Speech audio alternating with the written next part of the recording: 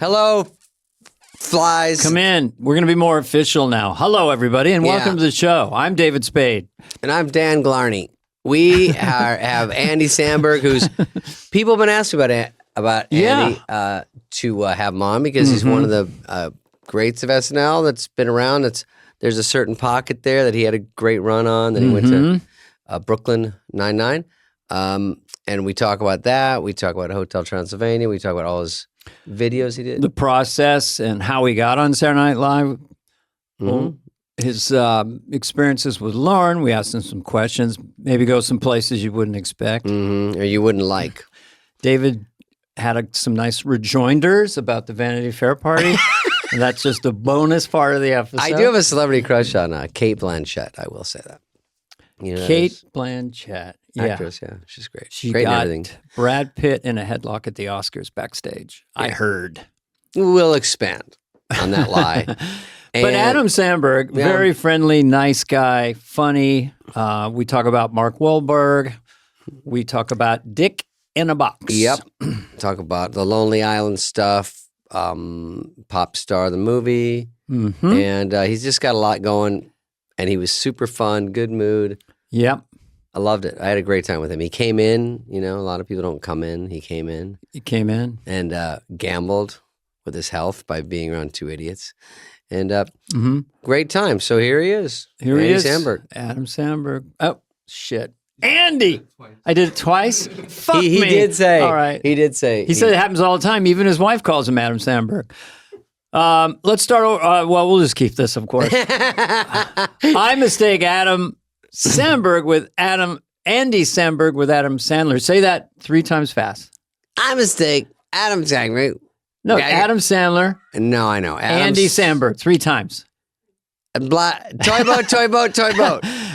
Adam Sandler and Andy Samberg. Adam Sandler, Andy Samberg. We'll give away one joke. He said he got introduced. He was doing stand up, and they messed his name up so bad. They just introduced him as Adam Sandler. And everyone, what the fuck? Yeah. And he crushed as Sandler. What are you doing?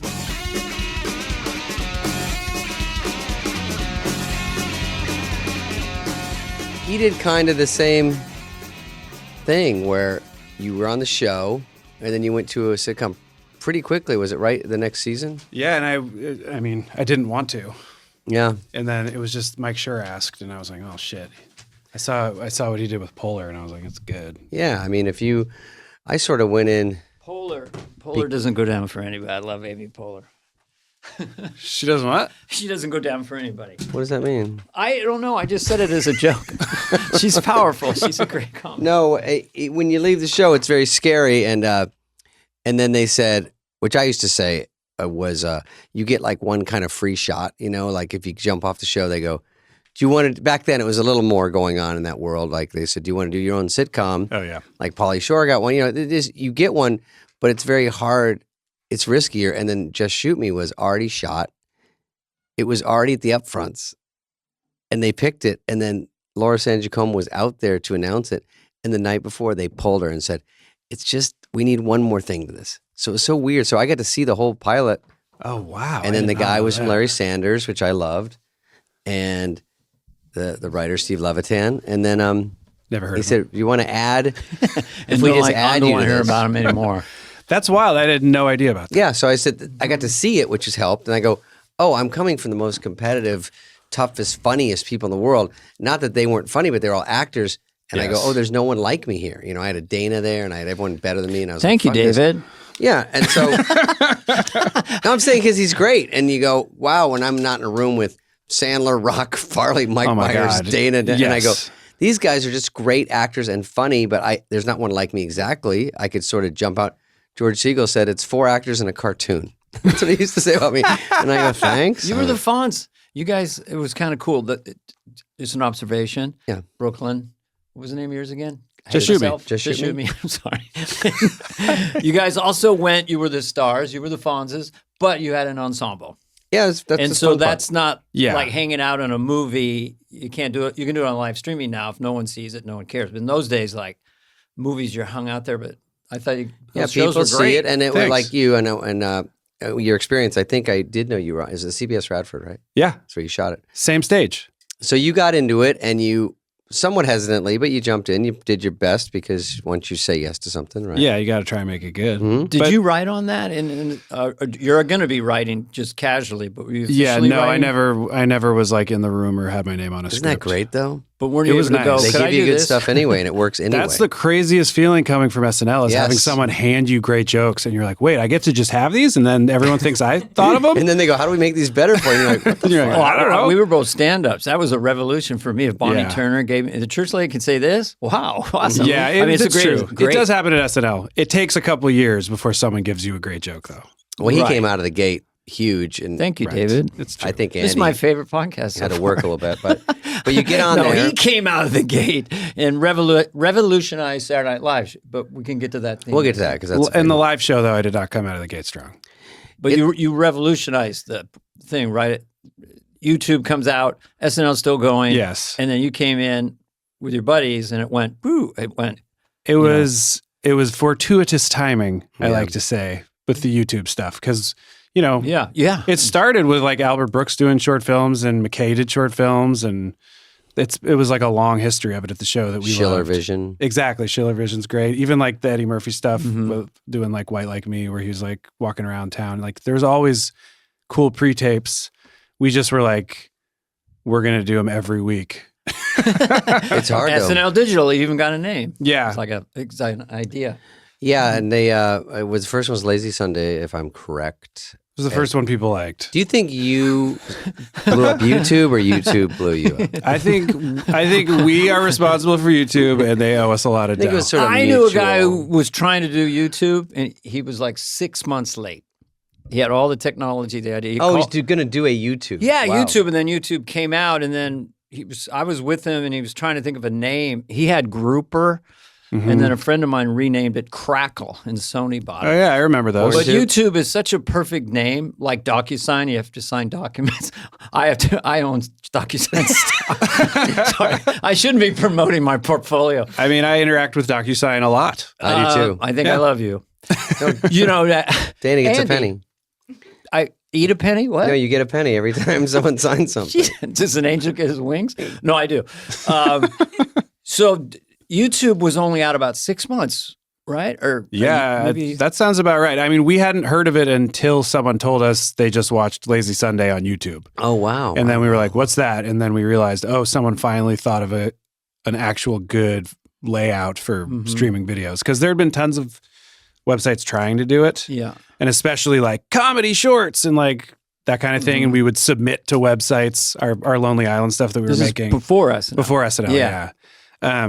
And we had our own website that we like somehow finagled server space on, you know, Because to, it's to right, run, but right Fucking around server broadband was space. starting something to come like in, that. right? I don't know. Already lost me. Broadband, I heard, was starting to come in. Yeah, so then there YouTube, was- was perfect timing. Yeah, and you got to keep, you know, they just eradicated measles. But we heard of YouTube and then like the next Yeah. week put all our videos on YouTube because we were like, oh, this is the best version of it. Shovel Yeah. them on there. Yeah, it finally You works. found a spot. Yeah. You and I just want to get the pronunciations right. It's Andy. By the way, I set him up. Andy's name, your name was David. I want to say Listen to this thing. This is what someone told me. Look, his name was Andy. Somebody told him And they that. called him David. No, his name was David. And my brother's name is Andy. And my name's David. You can't make this. Yeah, you I- could. You you could can't make it. make Was your it friend, up. was the person who told you Wick, Adam Samberg? last name Apedia? Yeah, it was Wikipedia. It was printed out. But I know about you. I just didn't know that. And That's a okay, but your tidbit. bandmates from 8th grade. it's a little Akiva. smaller than a tidbit. Akiva Schaefer and Yep. Yorma. And Yorma Taccone. Jeez, talk about Akiva Wikipedia Schaefer, over here. Yorma Yeah. Tacomi. Taccone, yeah, with him N's. too. But it's his fault for having that name. Like people, yeah. Oh, I was Dana Garney for years, and no one ever got it right. You were what? Dana Garney. I was Dana introduced- Garney? No the one knew guy his who name. who's up next to stand up. Well, by the way, Dana Garney. I've been. Oh, you must have been. I'm Adam. Everyone thinks I'm Adam because of Sandler. Oh yeah. Even Like, your hey, wife. Adam Samberg. Oh right, Sometimes it's Andy too Sandler. close. Andy Yeah. One time Sandler. I was doing stand up before I got SNL, and someone literally introduced me as Adam Sandler. And everyone went, "Ah!" And I walked out. I was like, no. no. That's not my name. I'm so sorry. I also like him. No, I got he's here introduced too. as David Bowie once. David? I got introduced. Here's my one they mess up. David Bowie. I go to the Improv a couple times a week just to give them a little treat, you know. Oh yeah. And then Give him when a I go taste on, of the magic. They go, "What do you want to say?" And they go, "I go, just say," because the last movie on Netflix was The Wrong Missy. I go, "Just say The Wrong Missy and some other shit." And they go, "Got it." And they go, "This guy was in The Right Matilda, The Quiet." And I go, "Why is that one so hard?" They say it wrong every single time. You say it wrong too. I came up during the Rough and Tumble Club days. My biggest intro from Tony DePaul at the Holy City Zoo, and I'm a nervous stand-up. Here he is, Dan Agarty, the man who invented the blowjob. That was the first one. that was it. And you're like, I didn't ask him to say that. That's a great Or one. he'd say, some people think he's funny. I don't know about that. You know, it was Rough and Tumble. Yep. 40-seater. They're trying to nag you on the way up. 40-seater. Then Rob Williams would come in. I just want to play, and he'd do like 3 hours. I'm going back to Brooklyn. I want to go back to listen to this Brooklyn Nine-Nine thing because he got it for an Emmy. I think he won an Emmy. 2 Golden Globes. Who Globies. does his homework? Oh, I got some Globies back when that meant something, you know. sure. Do you want to hear people say, don't Yeah. ever talk about yourself on the podcast, but guess what? So here's what's going to happen. All right, So internet. I'm in the 5 audience minutes and of they David go, right now. Golden Globe. By the way, we're back in fucking Azusa. You know, they keep the people from TV, the Golden Globes on TV. Tom Cruise is up front. I'm on the third deck where I have to take 2 elevators to get to the stage. They know I'm not going to win. So, and a It's trolley. nighttime, so you're yeah, having so a I'm little back there cocktail. and they go, but it was a harder supporting category. It was against Don Cheadle. It was against every supporting category on TV What was and the movies. category? Supporting in anything. For your show. Yeah, Okay. for just I got shooting. it. Got it. So I'm up against Gregory Peck, Don Cheadle, a guy from Seriously, ER. Gregory It's Peck. drama, comedy, everything. So Yeah. I already won because I just got that far. Yeah, that's and crazy. So they go, No, but that- seriously, Gregory Peck, that's yeah, not a he joke. beat me. Yeah. He did 90 seconds in Moby Dick, and he goes, "I can't believe I'm getting it." I'm Award for kissing 90 seconds. bigger I'm like, no lips than fucking more." shit. Gregory Peck. I slugged out 148 episodes. Anyway, and then at the Who Emmys, the they fuck go like is this. David Spade. I'm Gregory Peck. Sorry. That's spot I threw on. it out People there. that As don't I even- know Peck, that sounds like Yeah, that's Peck. Everyone listening is going, it's not close enough to an old I person. met him once, so what happens? So at the Emmys, they go like this. This is supporting in comedy, and they go, David Hyde Pierce. And if you saw the slow motion of my shoulders go up, and I went back down, and then went for an applause, and I was like, did anyone fucking see that false start? Yes. And it's like everyone saw it. I do feel like I like it when people react negatively when they don't win. It's real. I feel like you can do it and everyone will think it's funny, but also you can just be honest about that. You're I would bummed. just mouth, what the fuck? yeah, what the fuck? At least you're doing something comedy. How many times were you nominated? You won twice. I was for Brooklyn Nine-Nine. Yeah. That was the only nomination and win was the show and me that year, and then never again nominated. That's weird. Yes, Politics. Why And- were you and- bad after that? I just didn't care. As I poured You- drink. Your nickname was Phone It In on the set, I Yeah. heard. I just didn't care. Is that what you said? Yeah, You won. You go, On what the else? call What are we sheet, doing? it What are we says still phone doing it in. it here? just turned into a paycheck. I was like, I like fuck when this you- and everything about Have it. you seen these shows like you notice the Emmys because they sort of lost a little bit over the years, but let's say it's still you think? exciting.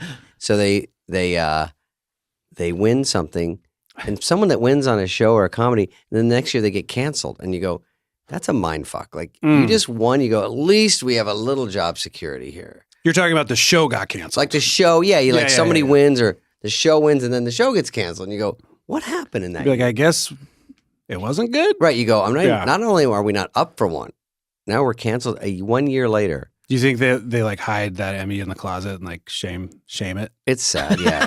I would take it out on Yell the at Emmy. it. Oh, you happy, Emmy? You happy? You ain't all that, stay Emmy. in You got the Emmy curse. Stay in there. There's a little Nicolas Cage sneaking in there for your fans. Wow. Oh yeah. We can talk plenty about We that. can talk about that. It's hard to go. You have so much, but the cool thing is you did 152 episodes. Your first kind of thing. I do my homework. I love it. I went to state school. I didn't know that I did 152 I'm episodes. a Bay Area guy like you, so I know, that's I throw true. down for you. But not anymore. Do you still stay up there? I have a house up there, In what area? We don't have to Marin use this. County. Oh, I love Marin. That's stunning. What's the address My again? wife grew up there. We could do a little childhood stuff for a sec. So, what town did you grow up in? In Berkeley. Oh. Well, I you look so disappointed. love Berkeley. Used to go to the track meets there. My first stand-up set was on Telegraph Avenue at Are you the serious? La Salamandra Cafe. Oh, that rules. Hippie place. Spade's hating this. He's So were you kind hating of it. raised like a hippie, or just Yeah, a little jump bit. in here? A little bit. How many kids? Just you were the only one? I have 2 older sisters. Interesting. Yeah. Baby Andy. Samberg's got cool hair, which always infuriated me, but Do you think I do right now? it's pretty cool still, yeah. Sick. No, you're You good have looking dude, hair, you have hair and you have a jaw. yeah. You guys, this is I need making a me lot feel of good. work up here, and I even Burt Lancaster told me, "How can you be a movie star? You've got no chin." That was a quote from Burt Lancaster to me. What does he gain by saying that to you? Exactly. He got mad because He was a dick back. Wow. I jumped out of my chair so he could sit in my chair. He was 73. Yeah. And he's coming over. And I jumped out. He thought I patronized him. You motherfucker. Don't Where you was this? jump out of a chair for me again. This was Tough Guys.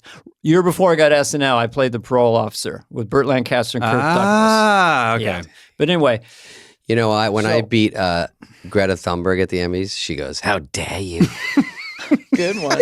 How dare I swung you? back for that weak joke. But go ahead. I know. It was a good. It was Yeah. worth it. Who's going to be married to that woman? How dare you not clean your plate? How dare you? We're on. She doesn't have to get married to find happiness. I just want to point That's that out. true.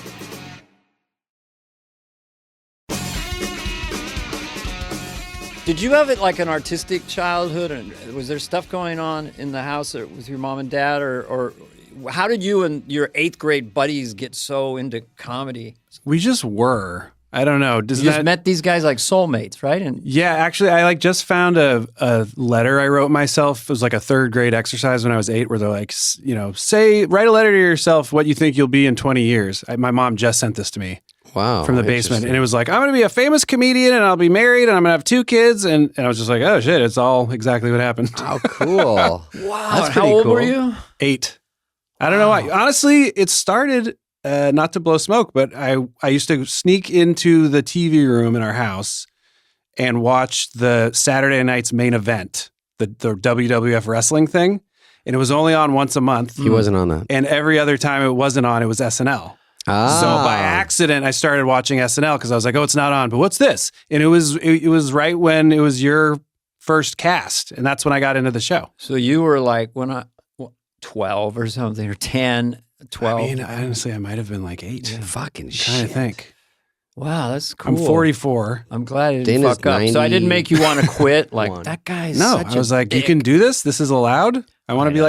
like that guy. I'm pointing at you right now for people because you can't see Yeah. us, but I'm pointing right at you, Dana. We can never forget that. I mean, it'll hit me sometimes if you're up there in a costume on a stage somewhere doing something. You go, this is my job, really. Also, right somebody's now, I'm watching. working. I mean, you guys probably grew up watching SNL. Yeah. It probably Oh, wasn't Possessed. that different from how it was for me It's and my exact same cast. For thing. me We were to like- run into Dan Aykroyd at the show Yeah. was just nerve wracking. Yeah, and then he talks to you about his vodka for like an hour and a half. Yeah. Well, you don't have to leave the show. You know? Yeah. You talk about investing.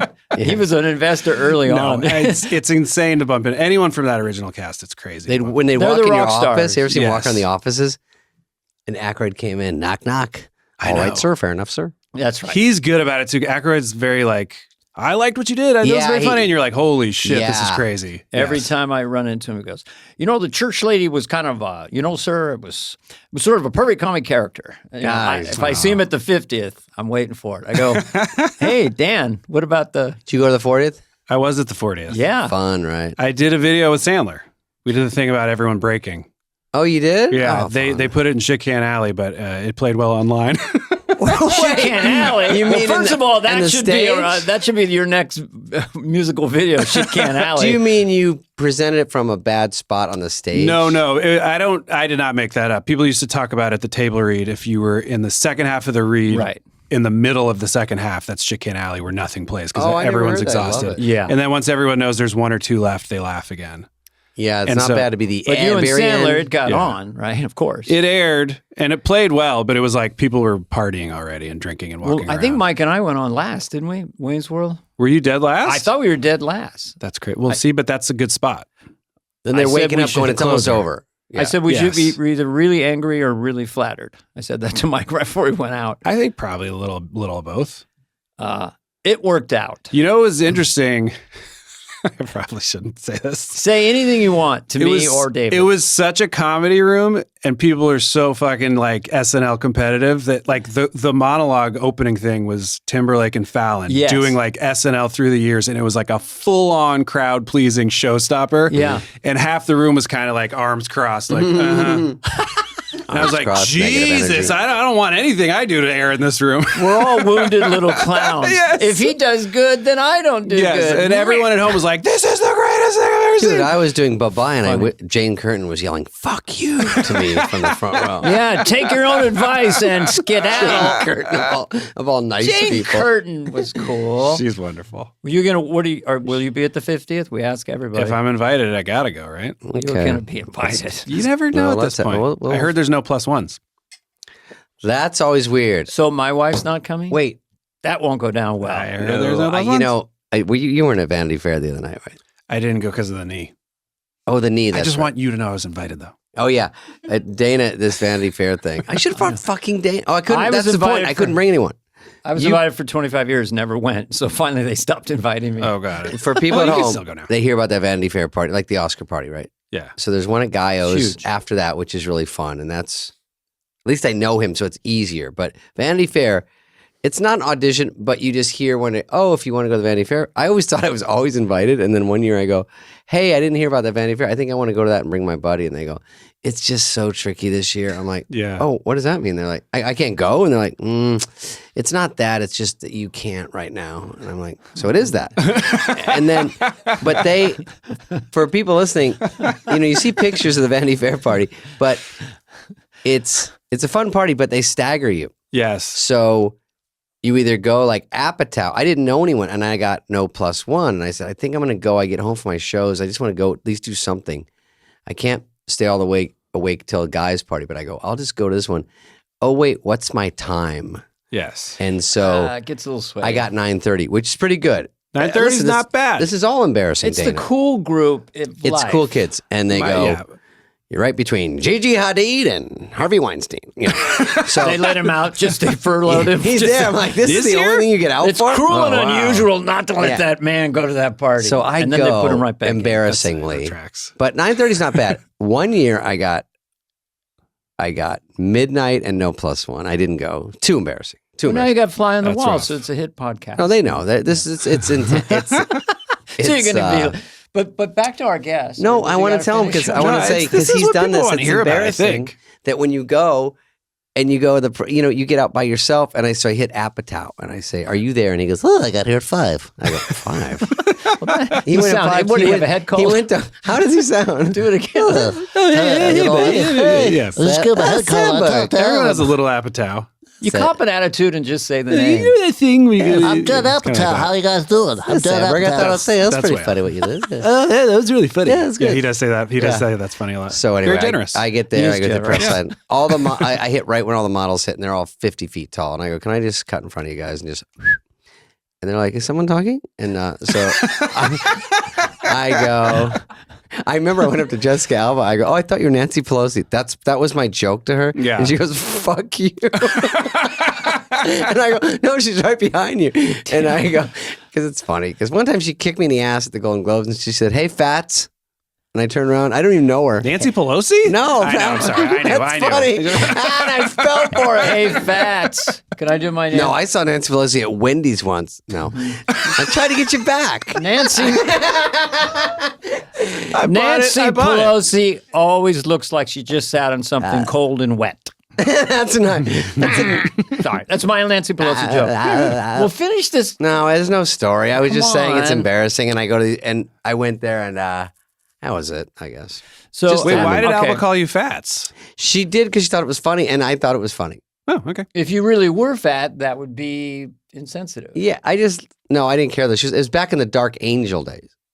Oh, So we're talking. didn't- We're talking Dark Angel. That's era, when Alba? that's when I used to get to go to the Golden Globes. Oh, yeah. So this time, We're talking I was just getting her back because sometimes if I see her, she says something like that. So Understood. You guys have kind of like a... She was funny, yeah. So you have carpet rapport. It was nothing mean. It was just being stupid. Carpet rapport. You're That right. is a thing that if you go to a lot of award shows and award show parties, you do start having like award season friends that you only see at events. It's a very strange phenomenon. You're like, hey, but then you like... And you never see them again. You're never like, we should exchange numbers. You want to hear something weird No, for you 10 just see them at seconds? the next Just party. see them at that. I went in 91, I think, because of Wayne's World. So I look over, I say, I think it's Juliette Lewis. We'll put it in later. Hey, thanks. I see Juliette Lewis and Brad Pitt. I think it was her. when they were dating, yeah. I see them off the side, and I can see that they're talking to each other, whether they should come over and talk to me. Oh, that's like nice. nervously Nice. coming over. And did they? I go, we're just going to leave now. And he goes, that's a good plan. Like that plan. Let's face it, man. I'm a goddamn has-been. Sorry. Once Upon a Time in Hollywood. Yeah, I've seen it. Oh, yeah. That was Brad Pitt. Really good. 11 You were times. in that, right? Yeah, neither. No. 11 times. What I'm interested in right now Say hello to your mother about this for me. podcast, I'm interested in Andy and his buddies. They make their thing, and then they come to SNL, and your first boom, and then you did come up with Lazy Sunday at SNL. Yeah. So walk me through that process. You meet Lauren, you tell him, what was your first meeting with Lauren or the writers? What was that Well, vibe? we got the show actually because we were writing on the MTV Movie Awards and Fallon hosted. So I do owe a great deal to Fallon. He Hey, what's says, oh my God, what's up, man? I know, he's awesome. We love him. I did him love in my Fallon. audition because I knew he did Sandler in his, and it was very winky. Oh, wow. What was your take on Fallon? It was Jimmy Fallon at a funeral. It's like, oh my God, it's so sad, right? Oh, I'm so sad. Yeah, what a tragedy. Anyway, here's the next album. I just took him to the nth. Was like, but yeah, he's Yes, he was great, and he was super great to us, and we got some stuff in the show, and he and Higgins and Shoemaker were there for people I'm who don't Steve know Higgins. who are SNL producers and a bunch of the writers, and we kind of hit it off with everybody. So they were like, "You guys should audition." So How did you audition? Yeah, Did what do you do? Were you Andy Samberg or with your buddies or? I did it solo, and I had been doing stand up for like 5 or 6 years, 7 years. Really? On and I off. didn't know that. Yeah. Where were you playing mostly? Well, I started off, I was going to NYU for a couple of years, and I started doing just bringer shows in New York. So like Cellar and Boston Comedy Club when it was called classics, that, right? and Gotham, all those kinds of places. And then I moved out here, and like the best I ever got to was doing a couple of shows here and there at the Improv.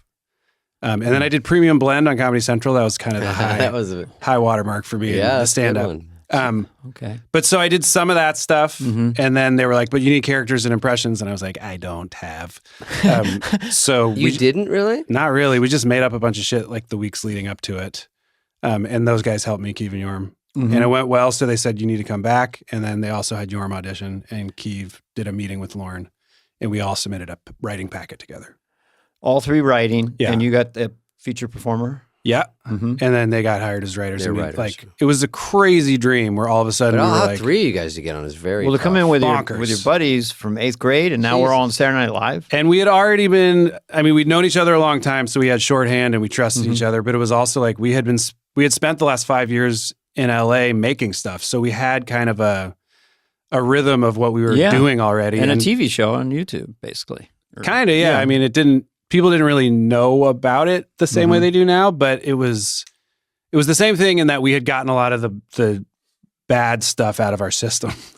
Well, You you got to know. practice. Well, the Yeah. thing is that, and for young people today, it just I say, well, just do a YouTube channel, do this and that, and then you get 2 views or 5, and then you read about someone else with, Rihanna has 500 million, and to keep yourself going. You guys obviously just loved it, even though it wasn't getting tremendous traction. No, But it was enough. also just a different time. Like YouTube really didn't exist yet when we were doing So you it. didn't have that compare and despair thing. For us, it was like, let's just make stuff until we feel like we're good and it'll work itself out one way or another. But we never thought we'd get SNL. That was like my big only dream. And it I was was just like, Fallon saw something. I even went and like did the Groundlings like intro audition for the classes and stuff and just tanked it.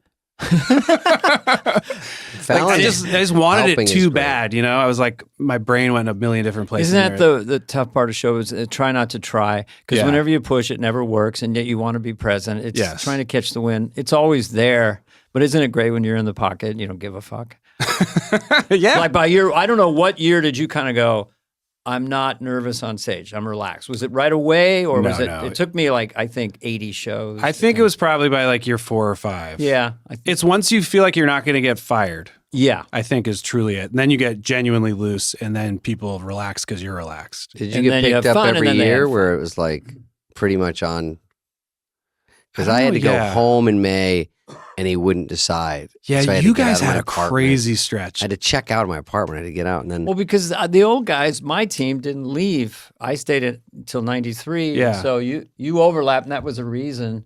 But once we all cleared out, I think David had a pretty hot 2 years. yeah, When Was- you was- guys were all there at the same time, like the 2 different Yeah, generations, we were. and you look at it, it's so rare in the history of the show where you look at both generations and it's fucking stacked in both. yeah. That's the craziest part to me about when you guys were all there at the 90 to same time. 93. That I feel like that was the most loaded because we had David and Farley and Sandler and Chris Rock, and they're coming up and doing stuff. Adam's getting the guitar, he's Yeah. going. And then we had Phil Hartman and myself and Mike Myers. Yeah. That's Dennis a lot Dolan of people making Nealon. shit that like ended up on a t-shirt, you know? Yeah. Well, we talked with Lauren about that, and it was like if it's a team, you know, you've got this guy can start or this guy can start. So we had Toonces the Cat, even with Jack throwing Handy. tunces. But, I mean, yeah, but even just like throwing deep thoughts, Yeah. which was a constant on the show and Constant super bumper funny. that always was. and Mike yeah. would throw down a Sprockets or Wayne's World. Yeah. You know, Sandler would do Opera Man. It went, you know, it got greatest hits every show practically. But anyway, enough about that era. This is called Dana and David. No, I love. So what- did I want to hear, if we can, tactily. You go in to Rockefeller Center. Yes. What are you feeling? And do you have a private meeting with Lauren or with the three of you or what? You mean when I got hired? When you got hired, yeah. and first time you went and talked to Lauren, They had me and Bill fly out. Bill Hader. Yes, sorry, me and Bill Hader to fly out to. I'm told to meet with Lauren. Be like, you auditioned twice. They're interested. They want you to come meet with Lauren. Me and Bill sit next to each other on a flight from LA to New York. Marcy Klein had already told him that me and him got the show. Oh wow, cool. No one told me. And Bill, bless his heart, pretended the entire flight that he didn't know, so he didn't be the one to tell me. He wanted me to have like my moment where I got to actually find out. That's nice. So the whole he makes fun of me now because we talk all the time. He's like, you were like, oh man, I wonder if we're gonna get it, you fucking idiot. I knew, but so we get there. He goes in for his meeting, which is just saying hi to Lauren because he knows he's got the show. Then I go in and I talk to Lauren. Maybe 10 minutes, and it's Lauren, so he gives you nothing. Mentions nothing about anything. Was there anyone in the Literally- room?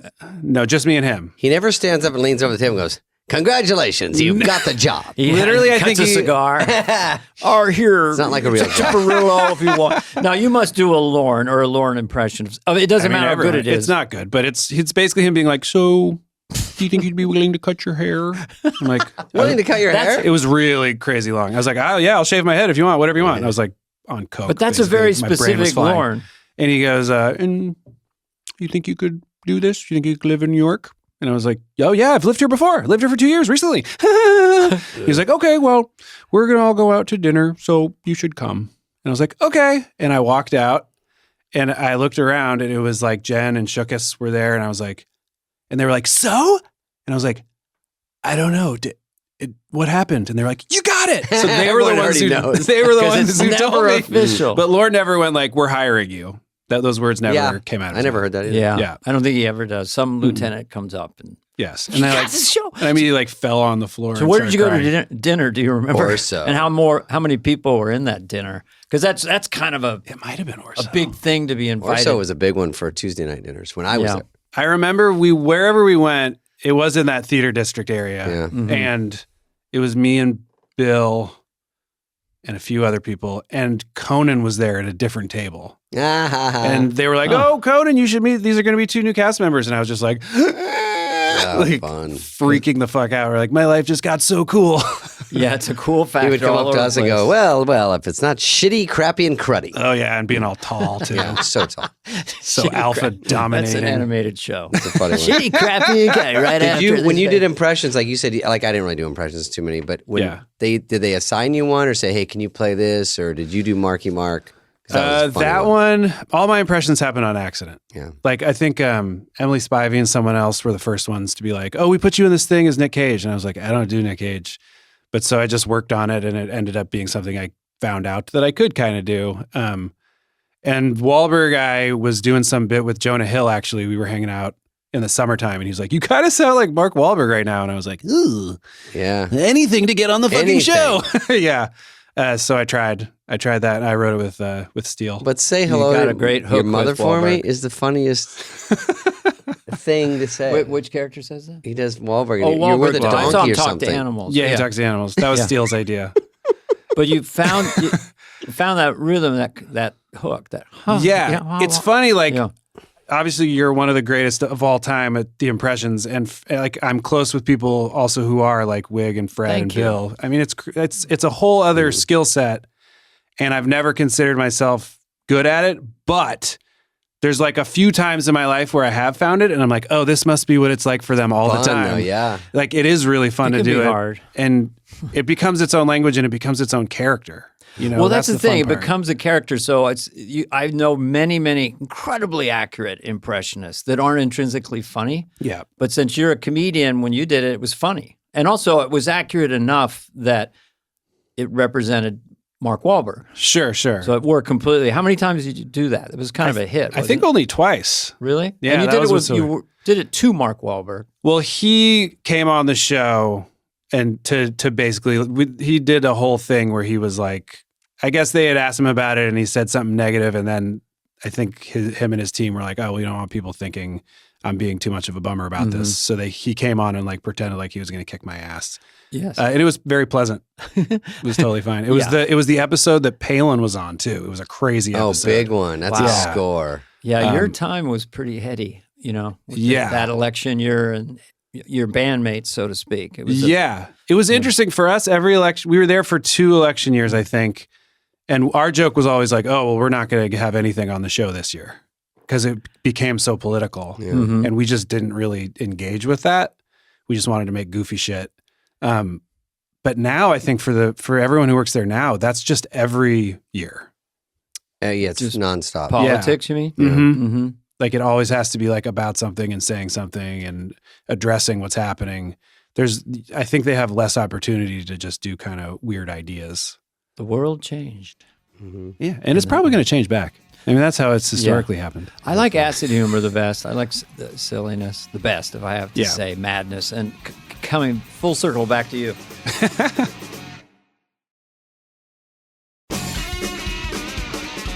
So, Lazy Sunday and the Princess at Narnia, like, are you writing that when it's coming together? I'm just curious, like, that's your first SNL? Is that the first one or not the first one? That was Or the second one. We had made one short that aired before that called Lettuce, which was Bomb. No, I'm kidding. Hey, come on. Hey, David, that's kind of mean. No, he's the one that He's said. our guest. What are you talking about? No, he said But that was it as part of SNL, not a He's, pre-SNL. no, it aired on SNL. Okay. It was a Will Forte idea that we did with him, and we shot it on like a home Okay. camera, and it aired, and we were like, holy shit, that aired. And then Lazy Sunday was the second one that aired, but that wasn't until the Christmas episode of our first season. Did you show it to Lauren when you got it completely finished? No, Ahead I of think time. the first time he saw it, I think was at Dress. And Yeah. I assume you guys knew you had a hit with that. No, one. no. It We felt were- irresistible to me. But Once it aired, we were like, oh shit, I think people really liked it. The crowd liked it. Yeah. Yeah. Was a new feeling. And you came out real hot. I don't really remember your No. beginning part, but I just remember Thank you. knowing that you were closed there and you were good. No, and it was wormed in over time. we had been there up till Christmas to that point, and we had gotten stuff on and we were getting along with everybody, but we weren't like, we're killing this, Blowing up, Yeah. So Right.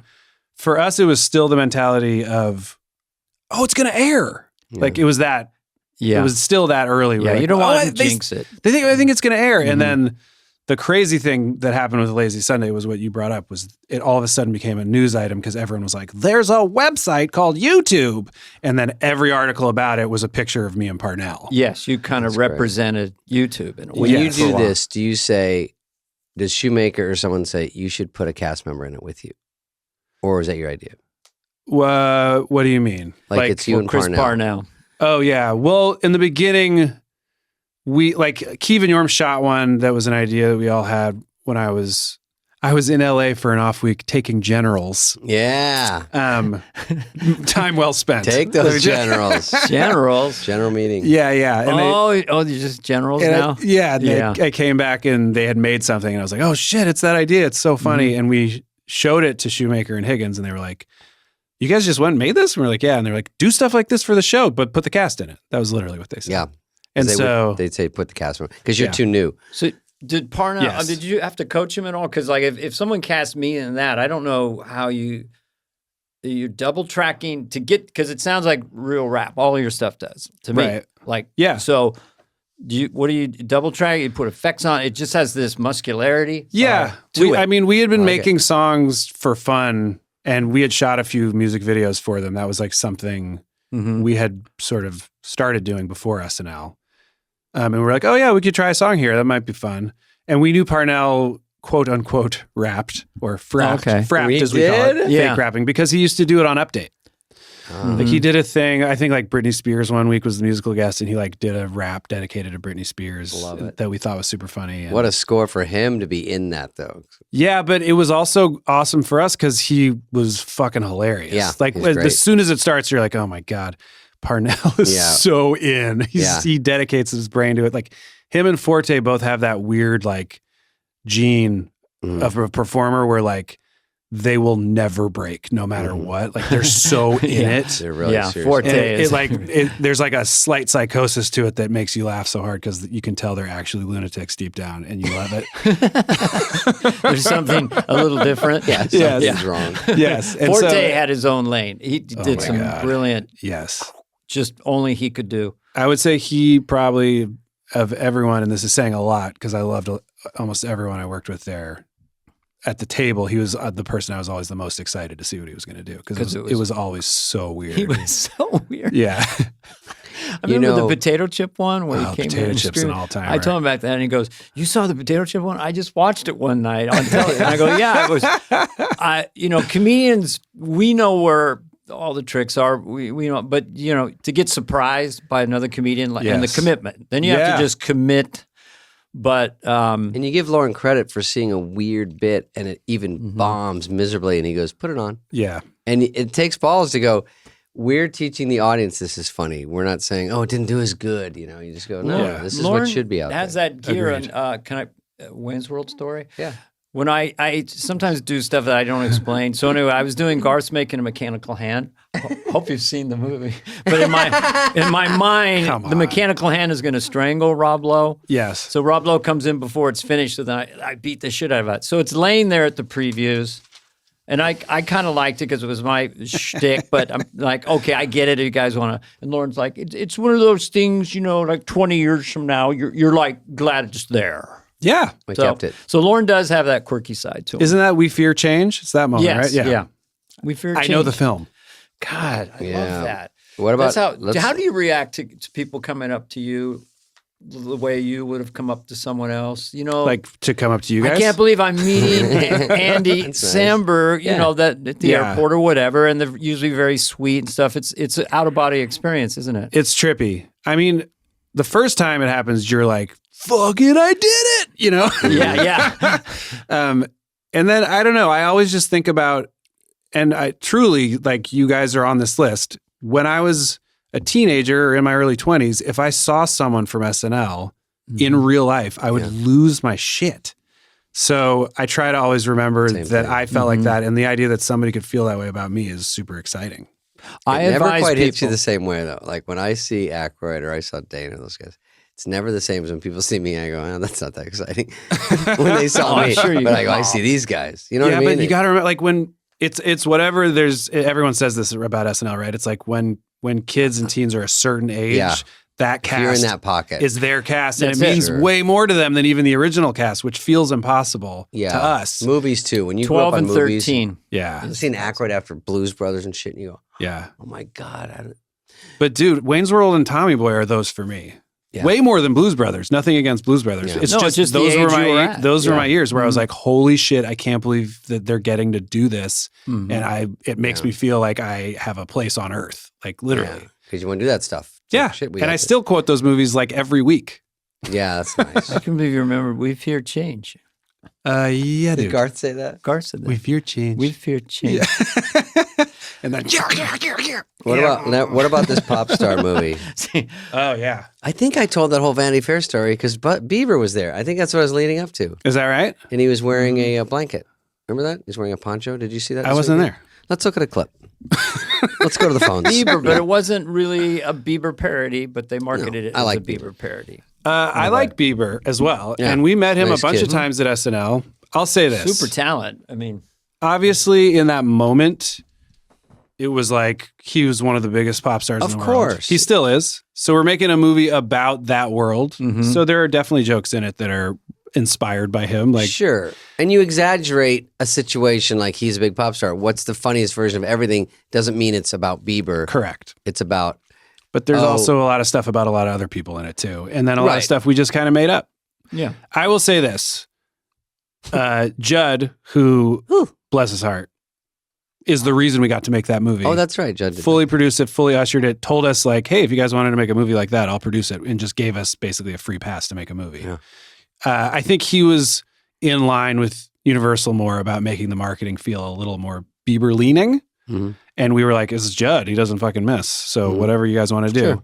And then we ate shit at the box office. Ate a whole big pile of shit. On a movie that is funny though. That's Yeah. a very colorful way to put Thanks.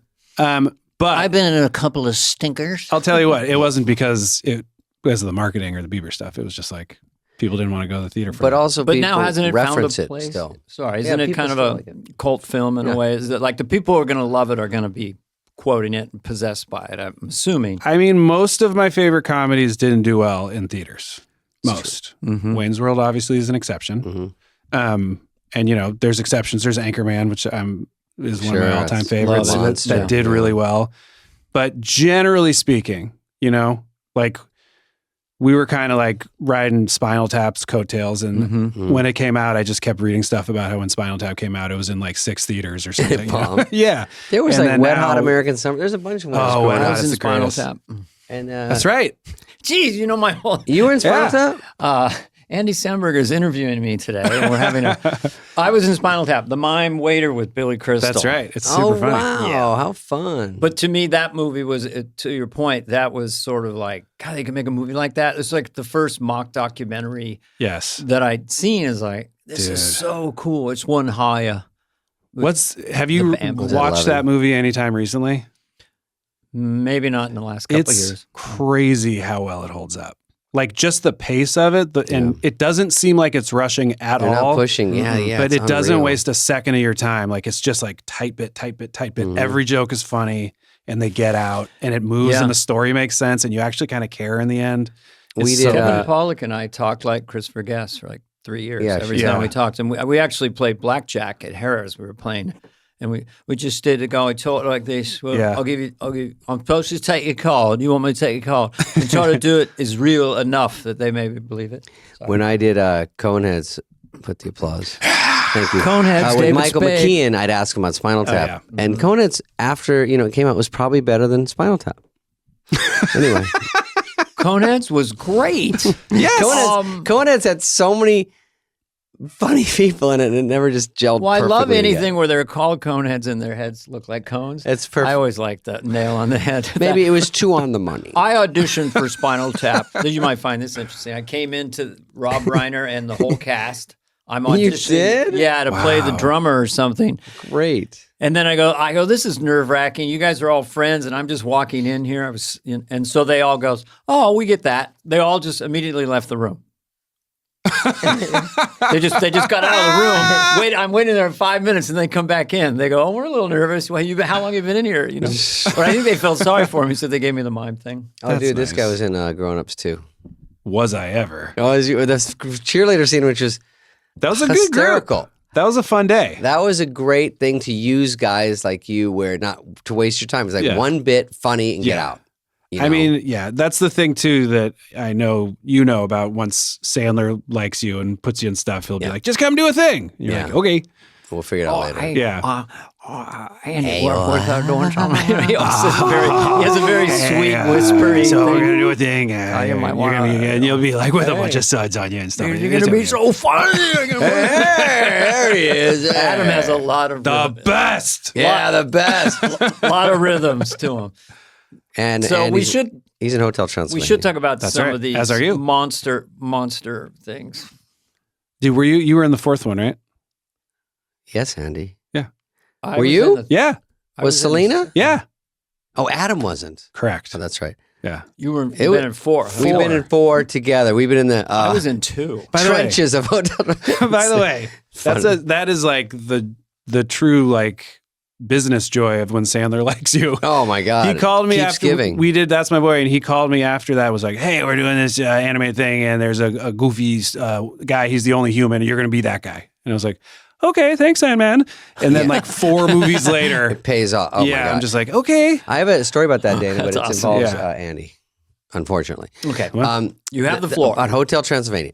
So do you remember this? The first table read at Sony, Yeah, and Amy Pascal was there, yeah. and it wasn't Selena. Who was Mavis?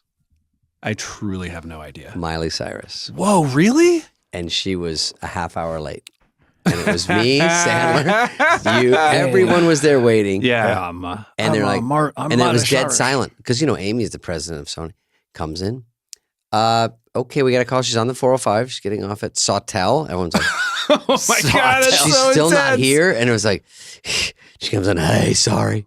And then sits down, rifles through the script. Like, I don't know if it's a cold read. I was like, first of all, I love Miley Cyrus. First of all, she's a great she singer. loves you too. She's unbelievable. I just saw her do Like a Prayer live with her cowboy hat on. She's She a can great sing. singer.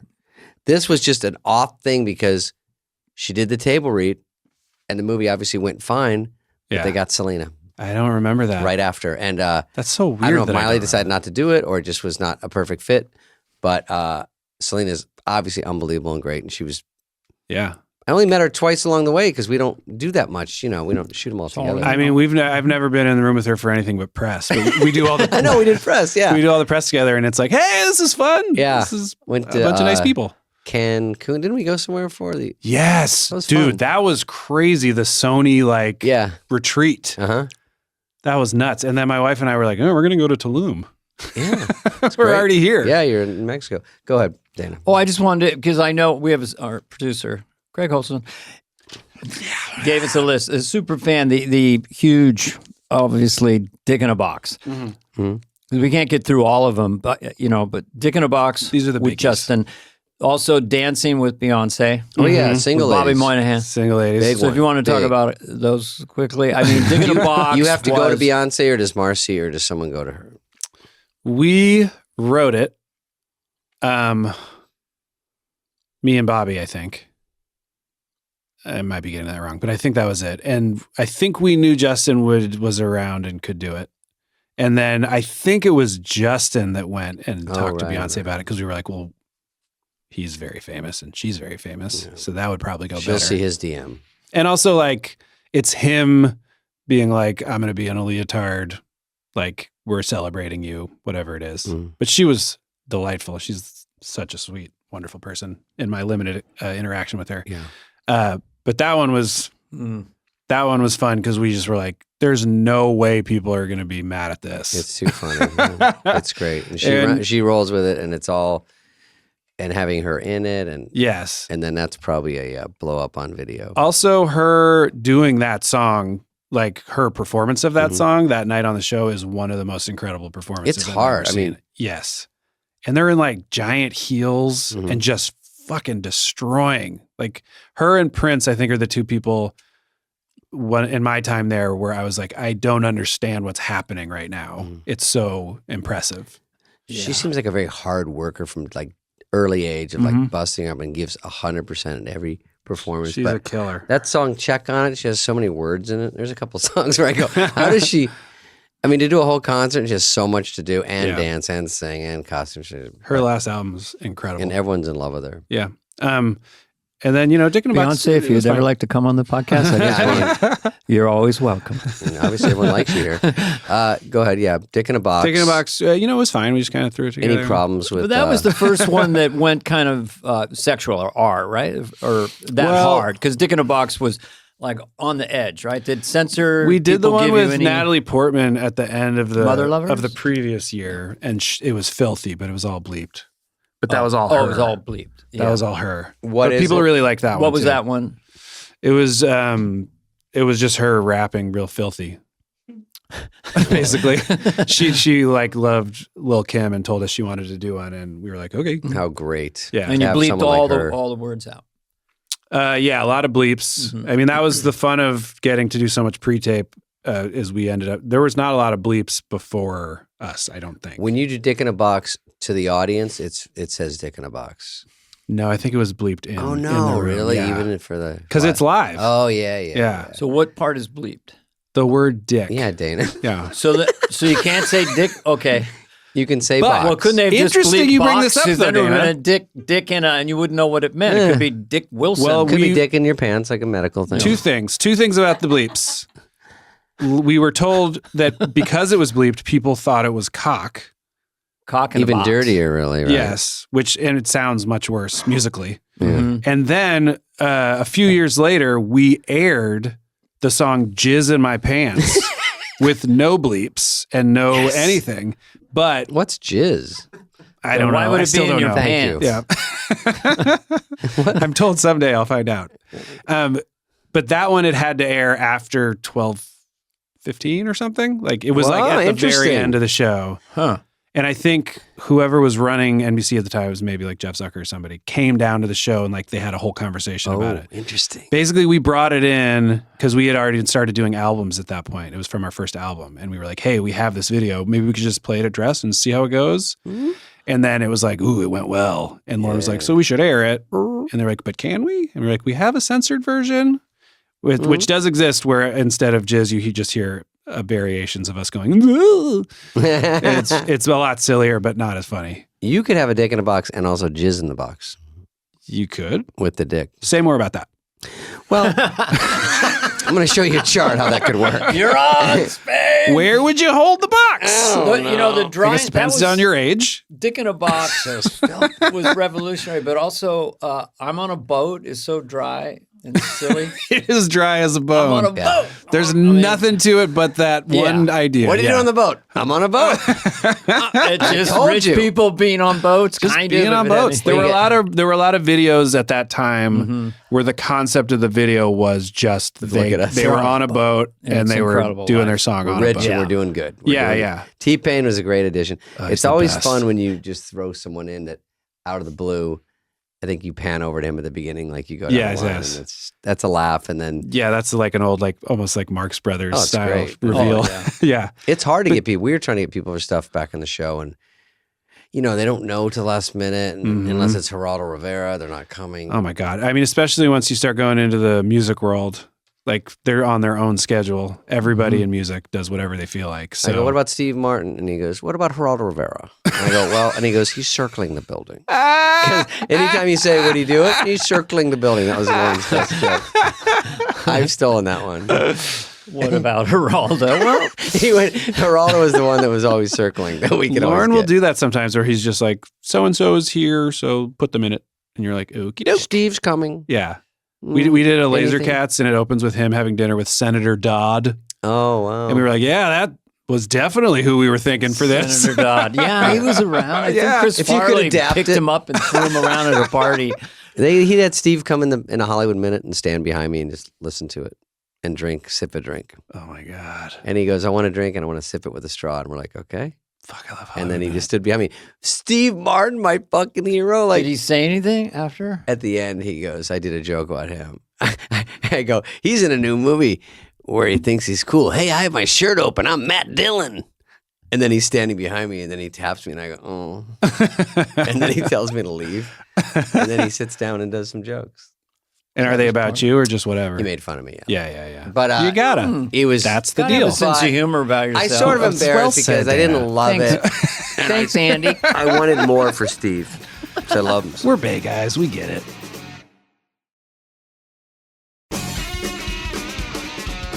All right, give something else to him. Give him another I know that you compliment. love. I read that you especially had a fond heart for a Great Day. I This is do. a I do pretty love Great Day. Cool video. It has pathos. It's funny. Because you want to have a great day, but he's got Coke all over his mouth. Yeah. Right? Of my own works. Thank you for bringing up my own works. Ooh. I That do. was I your- am proud of that one. It came Yeah. together nice. Yeah. I think it has a. Well, it steps outside all the other ones. It's just so different. That the was neighborhood, the- and it's all beautiful. Yes, and birds it's a different kind of song for us. It was more musical style. mhm. We shot down on Commerce, which is like my favorite street in yeah, Manhattan. made it utopian. Yes, in front of the Cherry Lane Theater. Mm-hmm. We've shot there a few times. We shot this Ahmadinejad one with Fred down there too. I love that street. Anyway, Wait, I forgot to ask about Digman. oh yeah, that's my show. Digman is a show. By the way, saw a billboard for it on my way over. It's Oh, huge. already? Yeah, I saw it too. I was like, hey, it's real. I was thinking the voice I you rolled did down in my window and said, "Interviewing him." Yeah. Interviewing him. And me, I was like, please fucking let Dana have seen this. Dude, billboards are all that matters. Is it out already? Are we promoting it? March 22nd. Okay, and I you're, think it comes you're out out right soon. then. So yes, Yeah. let's. We'll be out. That's today. Digman is available because it's so hard to find shit on. It's today. No, but But where where do is you it get it? Oh, Hulu? Comedy Central. Comedy Central. I know. Old school. Hey, Samberg, But yes, look, the we're- 90s called. But we're on okay? after South Park, so it's the best slot you get. Oh, the best man. slot in history. Is that your South Park? Yeah. That's good. The dirtiest Oh, this is fucking- South Park guy. Hi, that's how are really you? good. I just shit my pants. I'm 3. This kid just fucked me in the ass. I'm like, That's God really damn, is this a good. real show? I can't believe what they get away When with. I see those clips on Instagram, I go, this is from a real show or is this just a clip they made up? Or Because is it it's a so parody of a fucking show? filthy. I like it in my ass. Meghan Markle, yeah, they're in print. Hey, that guys, sounds South Park crazy. guys, Trey and Matt. Matt, if you guys ever want to come on the podcast. Beyonce's going to be here. Do It's going to be a this. What if they all want to come the Come same on, day, though? Andy will come back. I would No, come back. Digman. So Digman, tell I us just watched what it last is. night. Did you? Oh, yeah. Oh, awesome. They got it to me. Yeah. What's the Digman. It's an. He's an archie. Yeah, he's an Archaeologist, archaeologist. They call him Archies. It's a show set in a world where archaeologists are the biggest celebrities in the world. So like, there's like a Met Gala, but it's the Archie Gala, and everyone's wondering like what museum they're going to be hired by.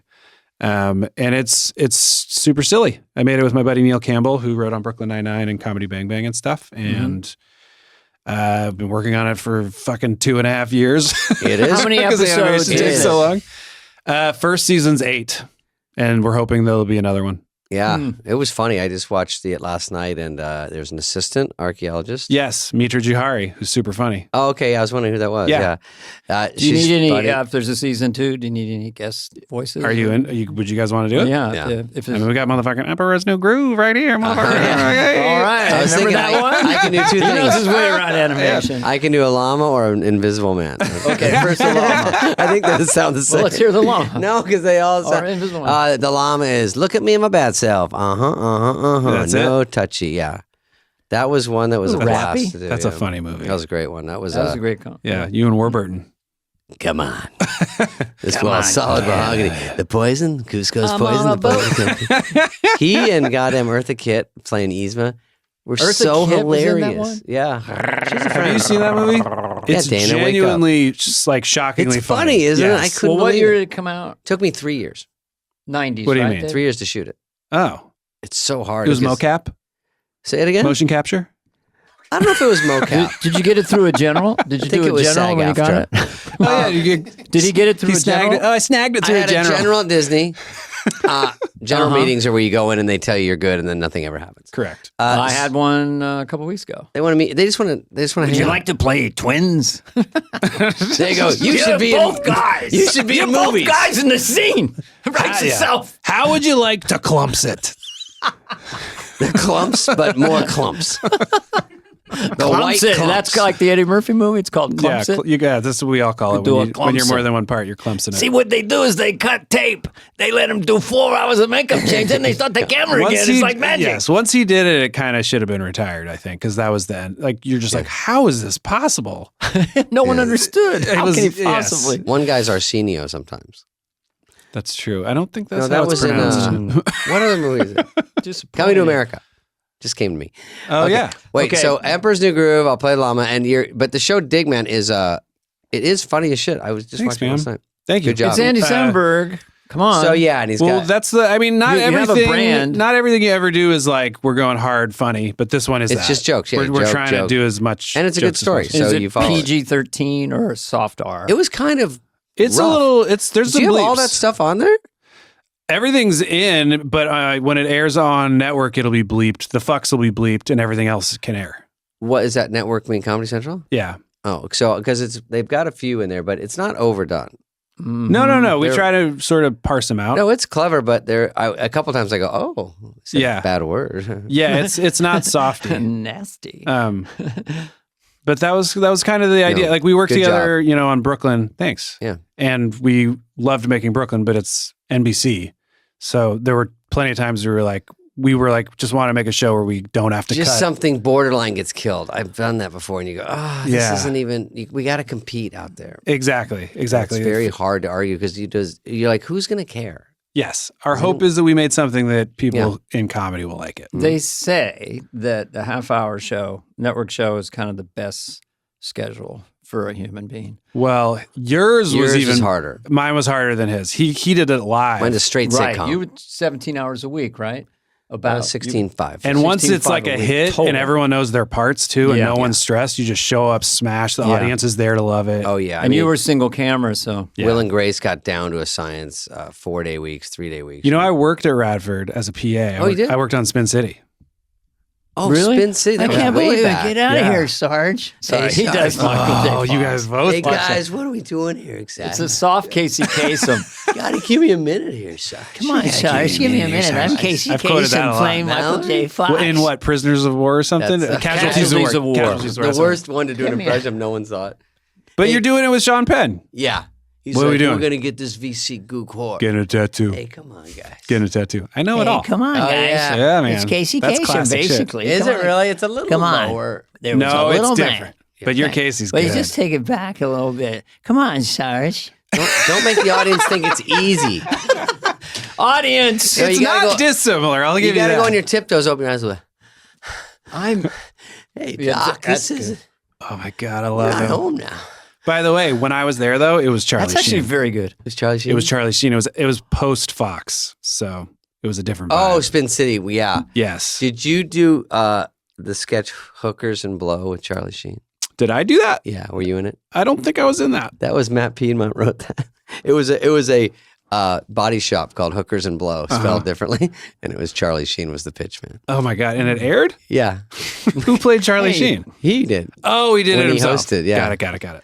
Okay. Well, good for him. Yeah, By good. the way, Hot Shots, really good. Hot Shots is funny. It's really funny. All right, what's your Blizzard wrap up? Man or Shy Ronnie? Oh It's my like a little God. game. Oh, Shy Ron, you got to do it with Rihanna. That was Yeah. the shit. Fuck. She's the coolest. Yeah, that was kind of one of the sillier things So I saw. good. The cool thing Shy about Ronnie her- character was just so. And her doing it is unbelievable. Her doing it, but now whenever I see her, which is not often, she sees me and she goes, Shy Ronnie! Oh, cute. Like, I don't know if she knows my name, Oh, but yeah. I'm happy with what I get. Unreal. You got everyone loves. God, everyone's you in know love with Rihanna. Yeah. Damn. Good job. Jealous. We're doing All our right. wrap up. What else? Should we talk about the Oscars? I don't know. Just kidding. Fill in the blanks. It's a new game we have. Yeah. Oh, Then shit. you're And you outta can here. always say pass. Okay. Lorne Michaels is. My dad. We never got that. No, that's a good one. I thought that's what everyone would say. He is kind of everybody's dad. Go to your room. He's 13 months older than me, but he's like, One time I had been doing pretty well after a couple of years, and I like did the bit, where you where you force it and you make your hands touch. Like he was reaching for his popcorn. Oh my god. And you're like a meet cute kind of thing. Yeah. And I was like, oh, look at that. He was like, slapped my hand. He went, I am not your friend. That's very And I was like, okay, yeah, sorry, Lauren, sorry. Yeah, sorry, sorry. I like Lauren even says anything like that. But it Do still you remember makes me any laugh. Laurenisms? And we always do this on the show. I mean, he does. The value of water. Everyone knows that one. Yeah, I mean, he always starts things. It's that thing, because it's like that thing. And like. Yeah. It's like, it'd be better if it was like funny. It'd be like a really, really good show. It helps with my bottle. It would help if it was good. Yeah. This is last. We have 2 weeks off. It would help if it was good. A Is it good note and rather a low note. I know that that's all designed to relax us. Emily Spivey, I don't know if you guys know her. She was a writer for a very long time on the show. She used to do a bit in the rewrite table. Where the rewrite. Is it going to be That R-rated? 18-hour rewrite No, not day? R-rated. Where the phone would ring, or she'd pretend the phone ring, and she'd pick it up and she'd go, "Hello, oh hey Lauren, oh thank you. No, I know, I worked really hard on it. No, I love you too." Like basically act like he was calling to give her tons of compliments because he never gives them anybody. He'll always compliment, not when you're really killing a big thing, but like some exit or when you have one line in some cowboy sketch. I thought it was breathtaking. The one time he ever said something overtly nice about something I did in front of everybody was a great day.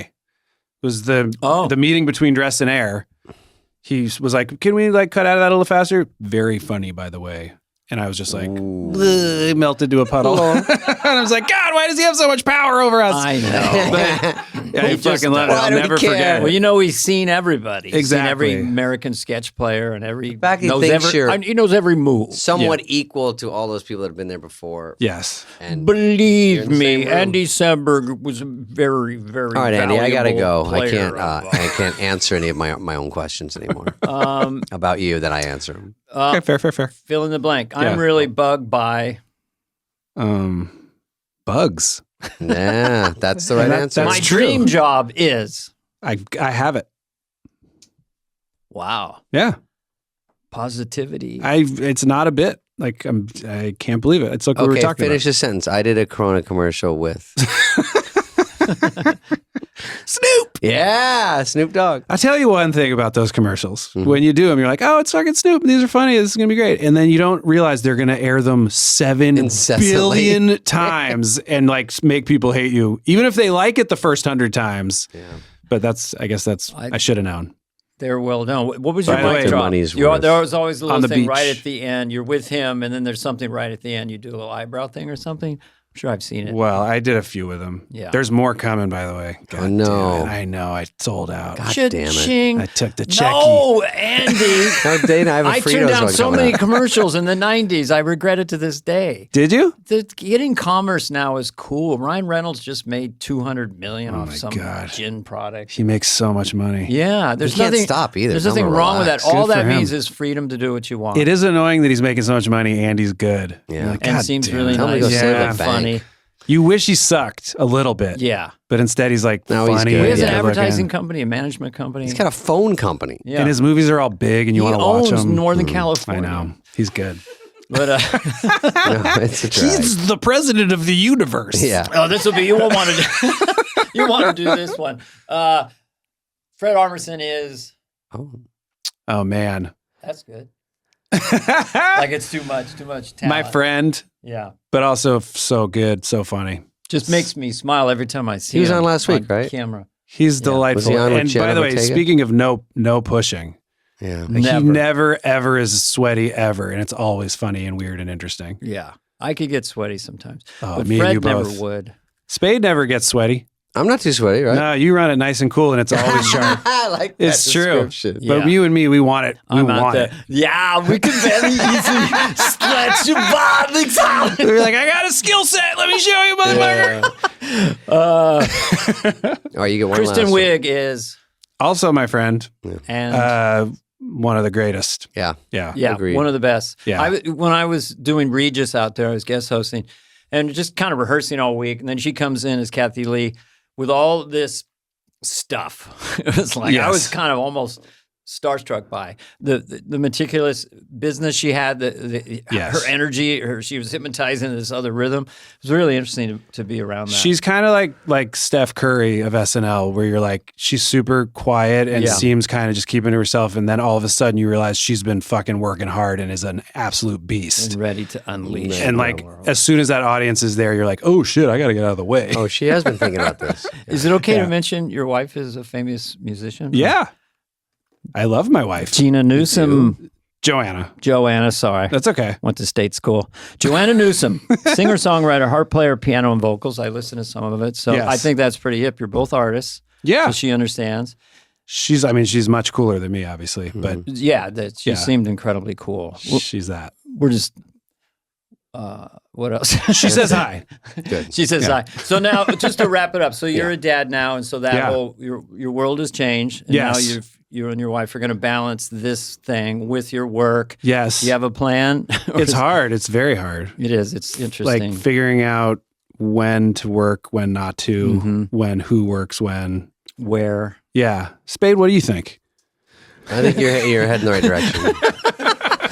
That's my general thought. You think you want kids? Yeah. What do you think? I have a daughter, and she's here.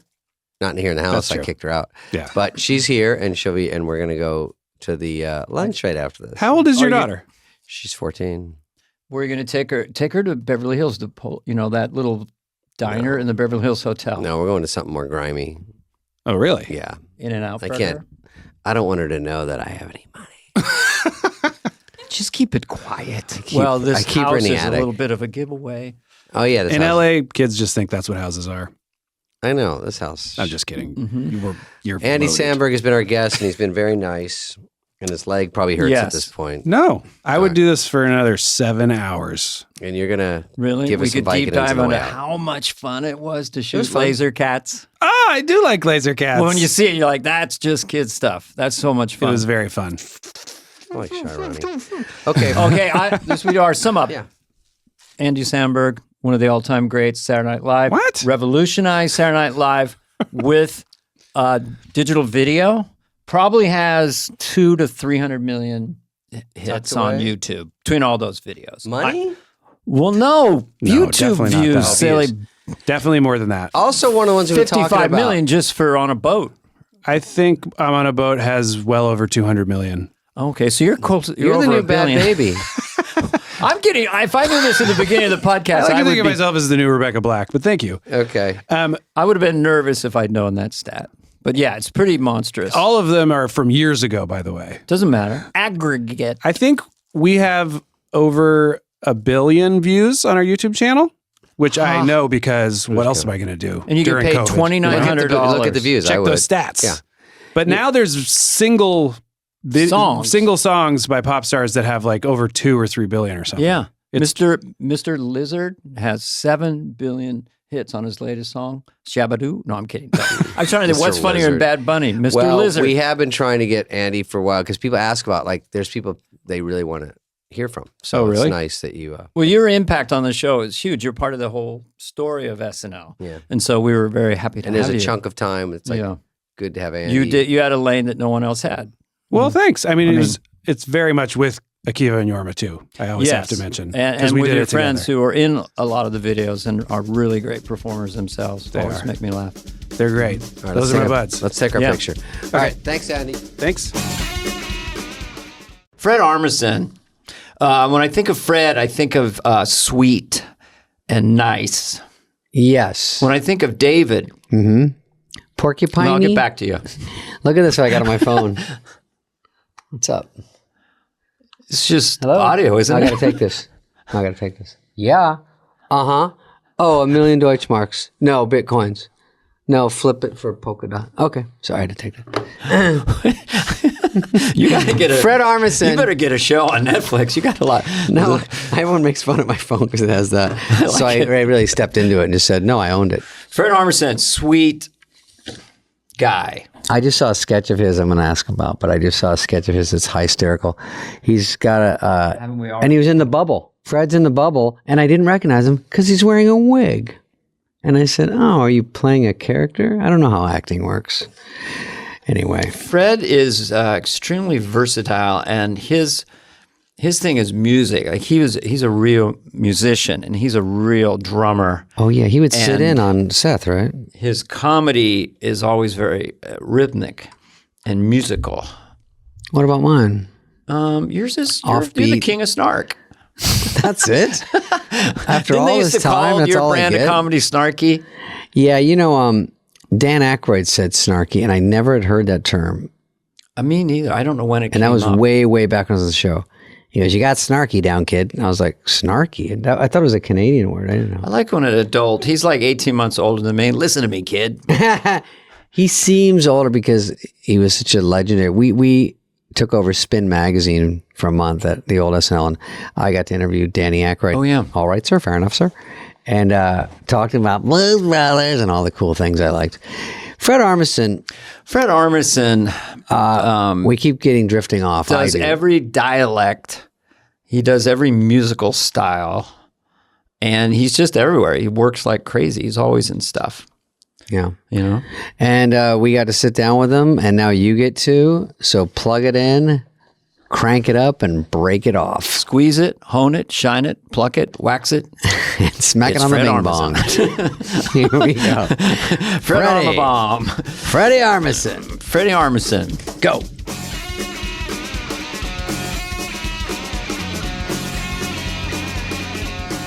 It feels like, Fred, you're the first cast member. Are we starting, or is it? Start this shit. Wait, can you hear me okay? Like, is the mic working okay and all that stuff? I can hear you. Can you hear? Unfortunately, yes. Can you hear me, Fred? Yes. Crystal clear. Can you hear Spade? Yeah. Can you hear me now, Fred? Okay. I can't trick a trickster. Bits?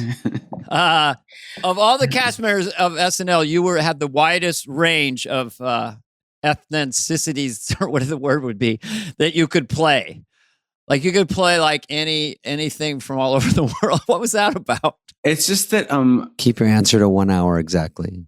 my mom's Venezuelan, so and my dad is half Korean and half German. So I think that they were, they're immigrants. So I think somewhere in there, as far as the DNA goes, that's how it worked You're out. all over. Yeah. But you're not offending anyone because you're a part 1% of something. Yes. So Yeah. that's a good idea. And that's just how it worked out. And you know how it is over there. Like when they have, a role for you in one of the sketches, you just, try to do it, I played Tony Montana in a sketch. Yeah. I don't know if I can do that Montana. now. Whenever I do that, because I enjoy doing Scarface, the Tony Montana accent, and I go, I'm doing Al Pacino's bizarre Cuban accent, and that seems to relax people. Like I'm not making a statement about Right. people from Cuba. It is tough if you're just trying to mimic something or mimic a look, which is the whole thing. And some are offensive and some aren't. When you're just going, I'm just trying to do my best to represent that person, whatever that is, voice, hair, face, wigs. And then sometimes a wig will be counted as offensive or something about it will be offensive. And then more and more as time goes on. With me and Dana, not as bad. With you, maybe it was a little tougher. A little, but then I think it just got tougher as the casts kept Really going. tough. So as the years kept going, that kept changing, and it probably will keep changing. I'm It's guessing. getting tougher Yeah. for sure. I think so, but I think there's stuff I've looked up with other. I call them bandmates. Your bandmates Yeah. from that era with line them up. It was as good as any cast by far. I mean, you had Maya, you had Amy, you Seth, you Maya. had Billy Hader, Yeah. you had Jason Sudeikis. So you had an all-star, Andy Samberg. and you guys could get away with a lot in 2005. I think. Yeah. Not so-called get away. You could expand your comedy appetites, and then it did evolve into wherever it is. And get away with stuff. And get away with it. Sounds kind of negative, David. No, but listen, first of all, I apologize. My voice is so sexy, but I think I might, I don't know. What? You may have COVID. No, I don't. I You don't have because I it? did. No, Fred, stop spreading the rumor. I went to James Corden yesterday and they gave me a test. So I don't have it, but I just feel, you know what? I'm a hard worker. That's my crime. Yeah. Oh, I work so hard. I'm Yeah. going to Fred, do you my. Fred, you get it. my Christoph Waltz. I'm doing my new Christoph Waltz impression, talking about that. So you're a hot worker. That's when I was in Dusseldorf, people would say I look like a crazy person on the street. And this is just him in real life. He's not even. He's like you're kind of like him, Fred, in a way. Like you hit these rhythms. You do stuff that makes me so happy. And I don't like rankings anymore because people ask us, what's the best? What's the second? I'll just say you're one of my favorites because you never pushed. They're all such quirky stuff. And even you and Bill Hader's Italian, fake Italian guy, which I love that sketch. Just how you're playing it so real. Just as the guy eating. Like I could listen to that forever, but shall we go back to the beginning? But Dana, coming from you, I mean, like walking the halls of SNL, you just came up all the time as like the gold standard of how to have like an incredible first year. I cannot believe even your first year. Oh yeah, he came out of the gate with a cold open and never looked back. Once I had the lady, I was okay, but. You came in as a feature player, and also it was different back then. The show, there was only 6 of us, me, Phil, Jesus. John, what, and of main players. Wow! Just no wonder you got fed. 6 little birds in the nest. You got so many worms. Michael Winslow. And you fucking made fun of me on Kimmel. I'll talk to you after the class. I did it once because you're a fan favorite on Kimmel, and then every time I did it, they laugh. So I'm a comedian, so I'm like, it's like okay. I go, I'm David. I'm sad. That's pretty good, actually. Anyway, back. But David, I did not mean. I didn't want to overlook the fact that how great you were on SNL as well. I didn't mean to swinging back. Just you didn't want to gloss over that. So, no, thank you, buddy. But I will give it up that Dana was the gold standard. When I got there, he was already crushing it, and then he just with characters continued to mow everything. down. Yeah. Thank you. We're recording, right? This is recording. Okay, good. Just want to make sure. Put it for your clip reel.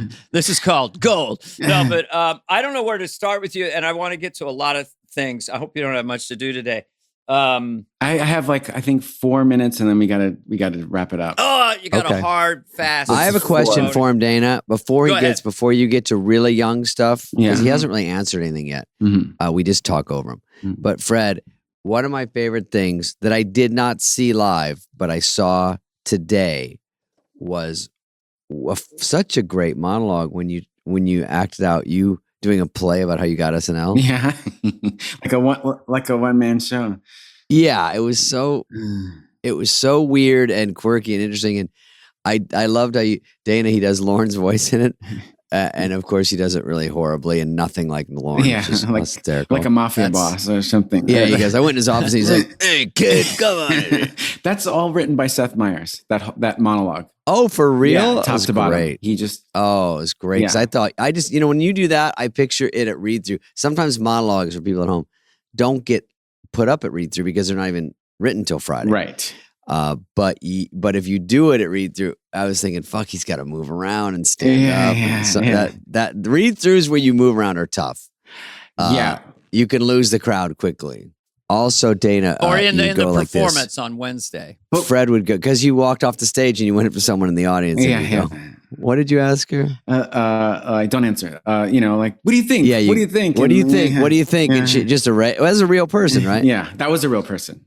Yeah, and then she doesn't know what to say, so she finally goes, "You think I'm lying? You think I'm lying?" She goes, "No," and you go, "Don't answer, please. Don't. You're ruining it." Part of the show. And then you keep asking her, and then she says something else, and you go, "God damn, you ruined it." And you walk back. All that was so funny. If you want to look it up, thanks. But what I was going to ask you guys is, where at read through, what space did you go to do stuff where you had to walk? Because you know how difficult it is around a table.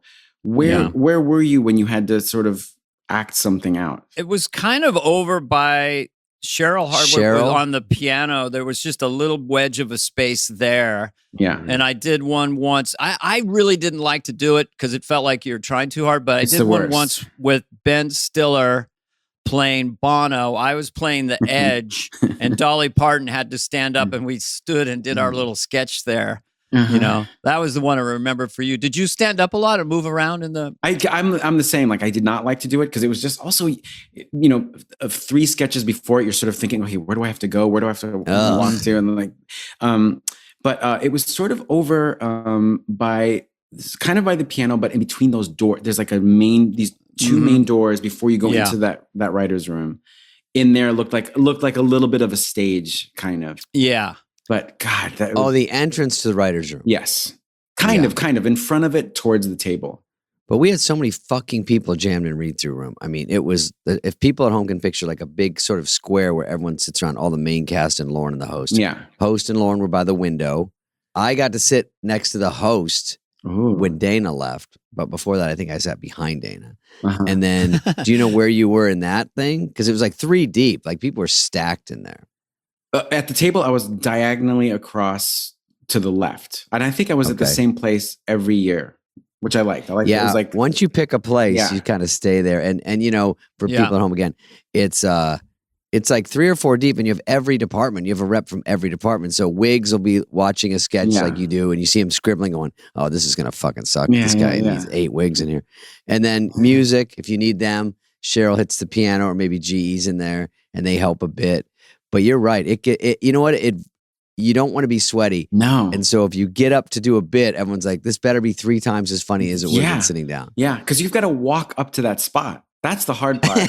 You got to like on a 5-hour read through and everyone's like, what are you doing? Because you're snaking through with your little script and he's moving up there now. Excuse and now me, he's going to perform. With a ukulele and it's if it bombs, it's even 10 times more sickening. Awful. Dead silence.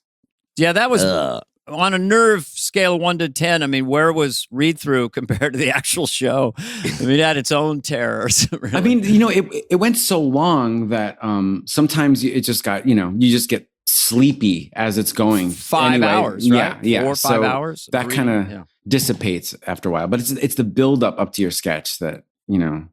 Oh, you see it coming and you're like, oh no, and then something kills right before it, and you go, my God, it just fucked me. Oh my God. Oh yeah. I'd see like right before it, it's like Adam's new song. I'm like, no. Come on, give me a chance. Or something where you think it's brilliant. Something that you think is brilliant. And then when you get there, it's the exact opposite. And that silence is the worst. Yeah. When they don't bite in the first joke that you think is really great, you think that the premise has been set up and you hit your first thing. And it's less than nothing. No, there's disdain subconsciously in the room, and then you've got 9 pages of pain. Yeah, when Tom Davis, well, no names, but when Tom Davis would write like a 17-pager, and some of them really worked, and if it doesn't work by page 4, and you feel the whole wave just tap out, everyone leans back, and you just go, oh, and if you're in it or if you wrote it, and you're like, please God, let me Lauren, just go to the next one.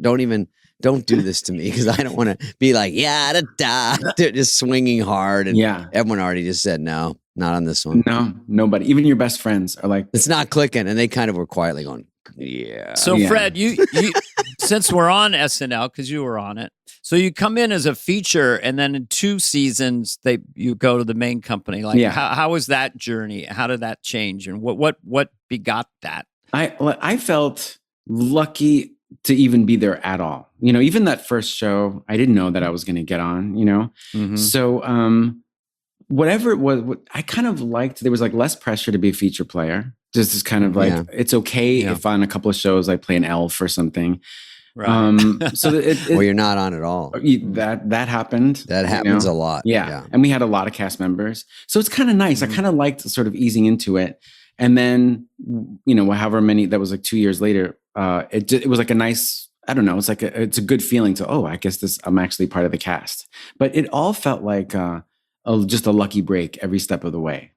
You know, even, and not exaggerating, even the audition, just being there up on, you know, just at the, you know, where people do the monologues, even I was like, I cannot believe I got this terrifying. Far.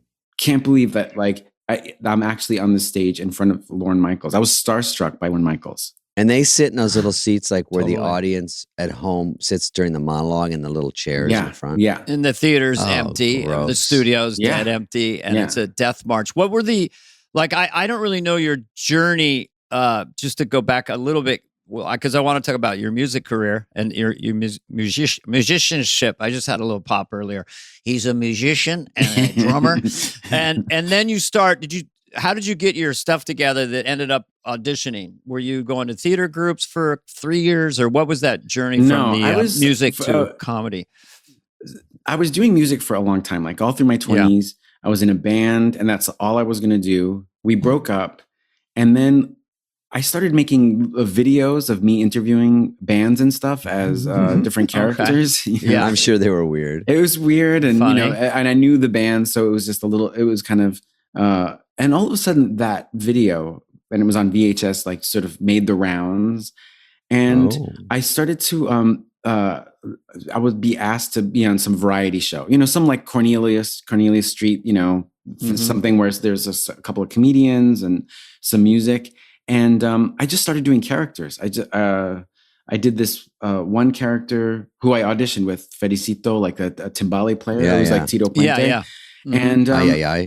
yeah, that one. And then somewhere in there, like it fit into stand-up shows. So there would be like all these regular stand-ups, and in it there would be this one weird thing. I would just do a character. I don't think there were any jokes, and that was something that I could sort of use as an act. And then Bob Odenkirk. So I started doing this at Largo in LA. And I would do Felicito. I did this self-defense expert. I did a bunch of characters. And, this scene was like where like Zach Galifianakis was, Nick Swardson. Oh, Largo's great. Yeah, Largo. Is amazing. Yeah. It was kind of like the only place I performed at. And then Bob Odenkirk had me on a pilot for a variety, a sketch show called Next for Fox. It was just a pilot.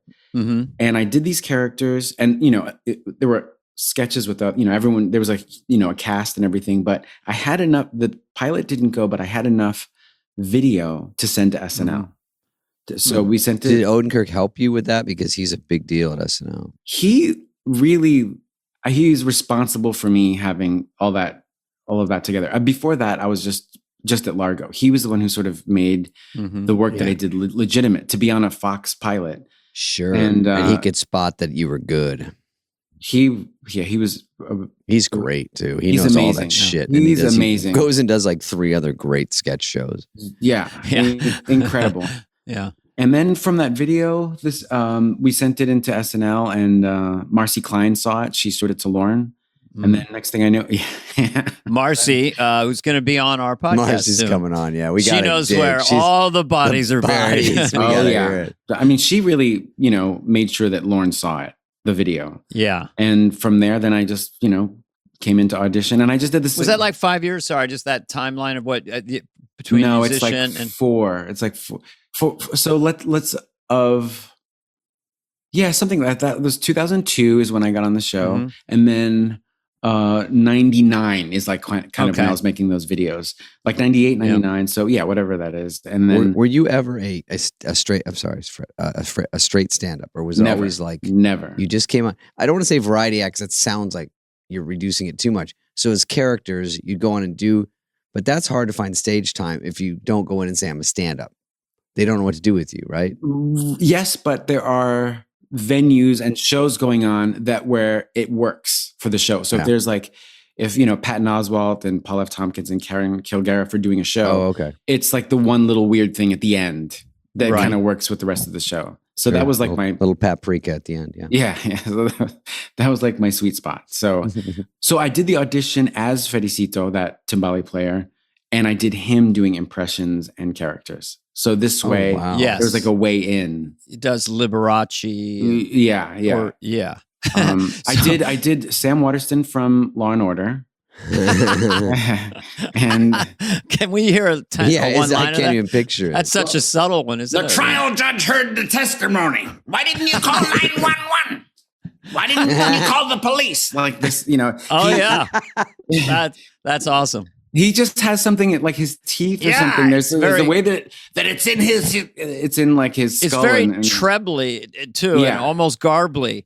Yeah. I love it. I kind of want to ask you, because these are things that popped in my head. It's like your musicality and your all that. How do I mean? It's obvious it's informing your comedy, and is that how do you find that connection? Like when I was a guest host, you wrote a really funny musical thing we're in, and I was watching you just tap it out on some little computer, and just like I don't know if there's been a cast member who was really a musician like you were, and a brilliant drummer. I thought we'll get to that later, but how does that inform your stuff, or is it just a completely separate part of your brain? No, it's just intuitive. It's completely. It was the only thing I knew. You know, like being in bands for that long. That's all I knew was music, and I did have aspirations to.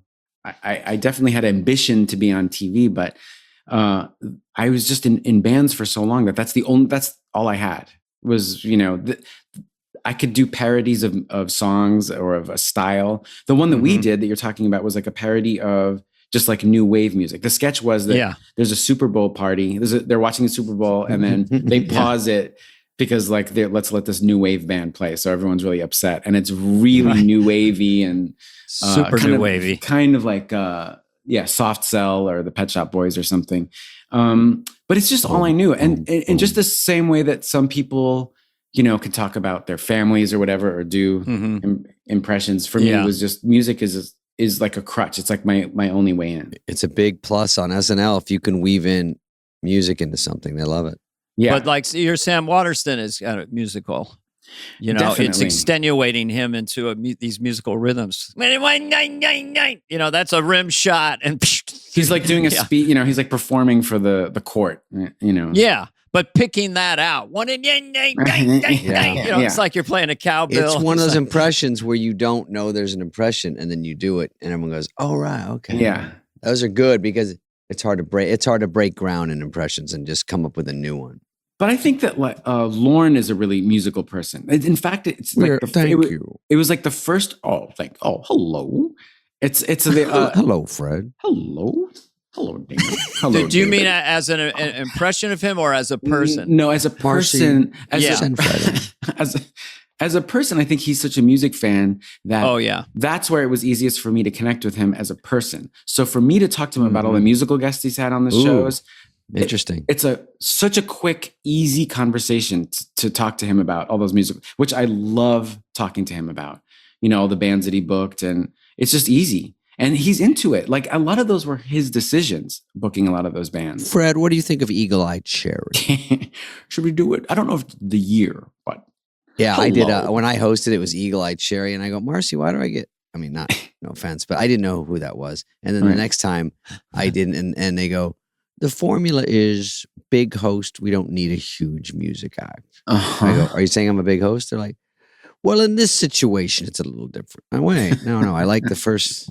I don't want to be the exception to the rule. No.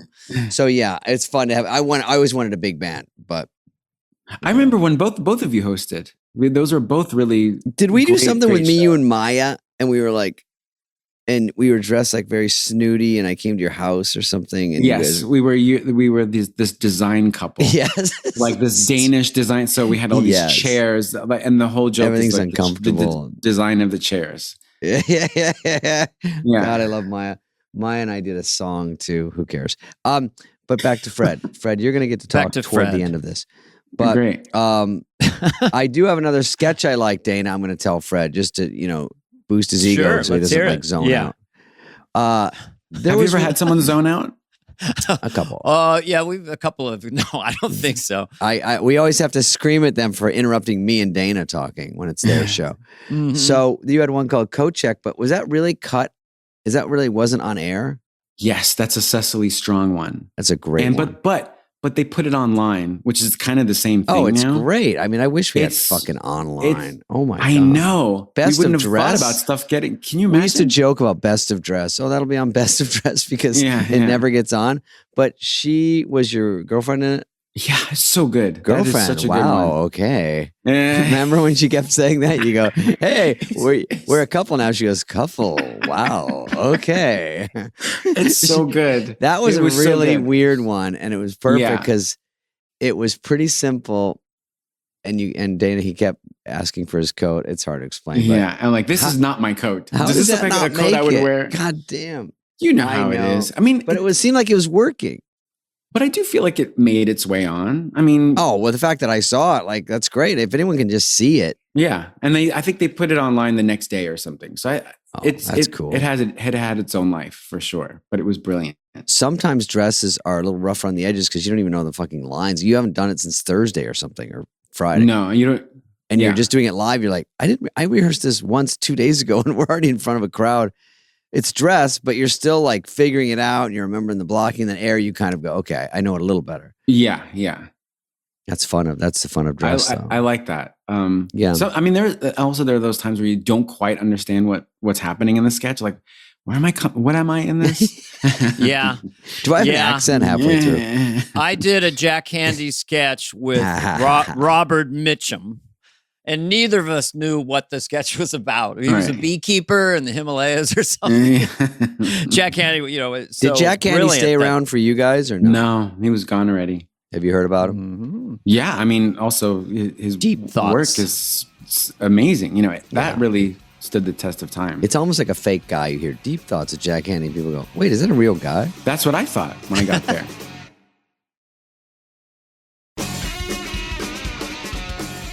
Oh, your camera went. David, your camera went dark. I know, but I'm still what going. are you doing? Heather, Did your David. lights I have go workmen out? out front. They probably cut through the fucking. Oh, there you are. You're like fading in, but your sound is good. Jeez, Heather, Wow. you made it worse. Wow. There you go. There you go. Felicito. I didn't think that was possible. You know what? Hashtag mansion probs. Hey, Fred, what was your Mansion problems. your team stuff? What was your favorite? I know you had the Californians, which I was watching that maybe 3 weeks ago, and you came in and you did it so earnestly. Yeah. Your guy, and it just I don't know, that sketch really kills me. And you did others with. Do you remember? people. Do you remember the email I sent you, Dana? I do. I still can't. David, this is you're gonna like this. Okay. This is a good story, and I've told it before, but it's really good. The Californians. It's all about finding directions in LA. How everyone talks about directions, right? Mm. But I had seen Dana. I was with him and we did a stand-up show in San Francisco. And Dana was telling me about his son. And he's telling me about his son. He's just like, it's hard to be mad at him because I think he got pulled over or something. Yeah. And he does this impression of his son and he goes, no, Dad, no, you don't, Yeah. And from that, as we were trying to do like a California accent, as we're writing the sketch, that kind of came up. It's like, no, but dude, Dad. And it's kind of the way that he talks is based on Dana's impression of his son. That's unreal. So I sent him an email before it aired. I was like, hey, just so you know, there's, we're going to do this sketch called The Californians. And it comes from your impression of your son. Will you do it? How was your son? Like, do it. I've done different incarnations of it, actually. But no, I'm trying to think. Dad. But is this pretty much all we're gonna do today? That's him in the Roman Colosseum. Why are you getting? I like it when young people now say, "Why are you being so extra?" That's the latest thing. That's a good one. Don't be so extra. That's such a beautiful use of language. But that I guess the arbitrariness of that, like I think Bill said, you got on the soundstage and suddenly you were doing that guy, or was it in read through? It was like a common. It was a bit also we would do at the table. You know that moment before you're actually reading the sketches. Mm-hmm. We did it like we would.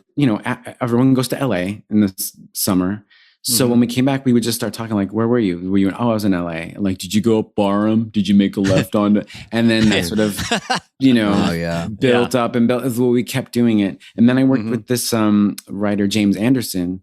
And I was like, what do we do with this Californians? What can we do with these directions? And he was simply like, why don't we just make it a soap opera? And so it's such an odd call though. I know, but that's kind of like the magic of, this is so corny. It's the magic of working with writers that like, I never would have thought of that. And just to have someone say, let's make it a soap opera and then it's done. But, sorry. for stand-ups who write their own material for utterly, and when you get on SNL and suddenly somebody is handing you something and you go, wow, this is great. Yeah. And it just got handed to me. That was revelatory to me, like, wow. Or taking your idea and greatly improving it, like, oh, this is so much better. Yes. So it was exhilarating, really, to you to go collaborate knock in that on way. anyone's door and you go, will you read this once if you have a second? And they go, even Downey goes, you know what I might do is at the end, there's something funny about if you just don't ever say that. And I'm like, oh, okay. Yeah. And then that's all you get. And then you go and you figure it out. But if they can give you anything, just fresh eyes, and they're all smart. So they're all thinking, what's the best for this? That's such a gift, man. It's hard best. to get people to write with and they you. care. They care about the piece being good. Right. So their advice is always the best advice. Oh, I'd see them if you came off something that someone else had written and it worked. There was like a quick little party. Yeah, they love kind of you. backstage, like hugging. Oh man, crushed it! So that was a real high for them. And I didn't really realize till later that at least back then, at least half the writing staff wanted to be performing as well. They they were in the writer's box for a while, and then they like Bob Odenkirk, Yeah. and then he And got Conan, out of that. Yeah, they were both on ours. Conan as well. They'd write themselves in just little things, and it wouldn't seem to work. They would just, not that they weren't good, but they would be replaced. Maybe we had too many cast members, and it was very hard. It was because I was a feature player, very hard to get on. We had too many mouths to feed, and I think that's sort of the norm now, just too many. How many were in your cast? You were in like 22. different casts. I feel like you were. Yeah, he was overlapped a to me. bridge. Yeah. It was tough when I got there because these guys everyone's a fucking, first ballot Hall of Famer. And so you got, you're going to do something instead of Phil Hartman. No chance. Lovitz was even there for a little bit. Dana and Dennis Miller and Jan Hooks and Nora Dunn were both unreal. God, they were Mike great. Myers. And then they influxed Farley and Sandler, and Schneider's a very good sketch guy, and Chris Rock and Tim Meadows. So, it's just not enough to go around. It's just, that's the way it is. That's your memory of it as a viewer. I never thought of that. I was never like, David Spade isn't getting enough. I was always like, did you see the thing that he did on Update? Yeah. All you need is something for them to remember. Yeah. Yeah. True. And then that's like that's the main memory from it. Never did I think that. And it's better to be in almost less than just make them try to work. Because I told Dana that when the first show I came into, they brought you in a day early and to watch the show. And Lovitz was all depressed. He was only in 2 things.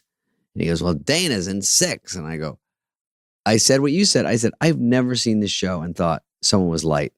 Still. I just think there's that guy I love. Oh, that's funny. He's in that. Yeah.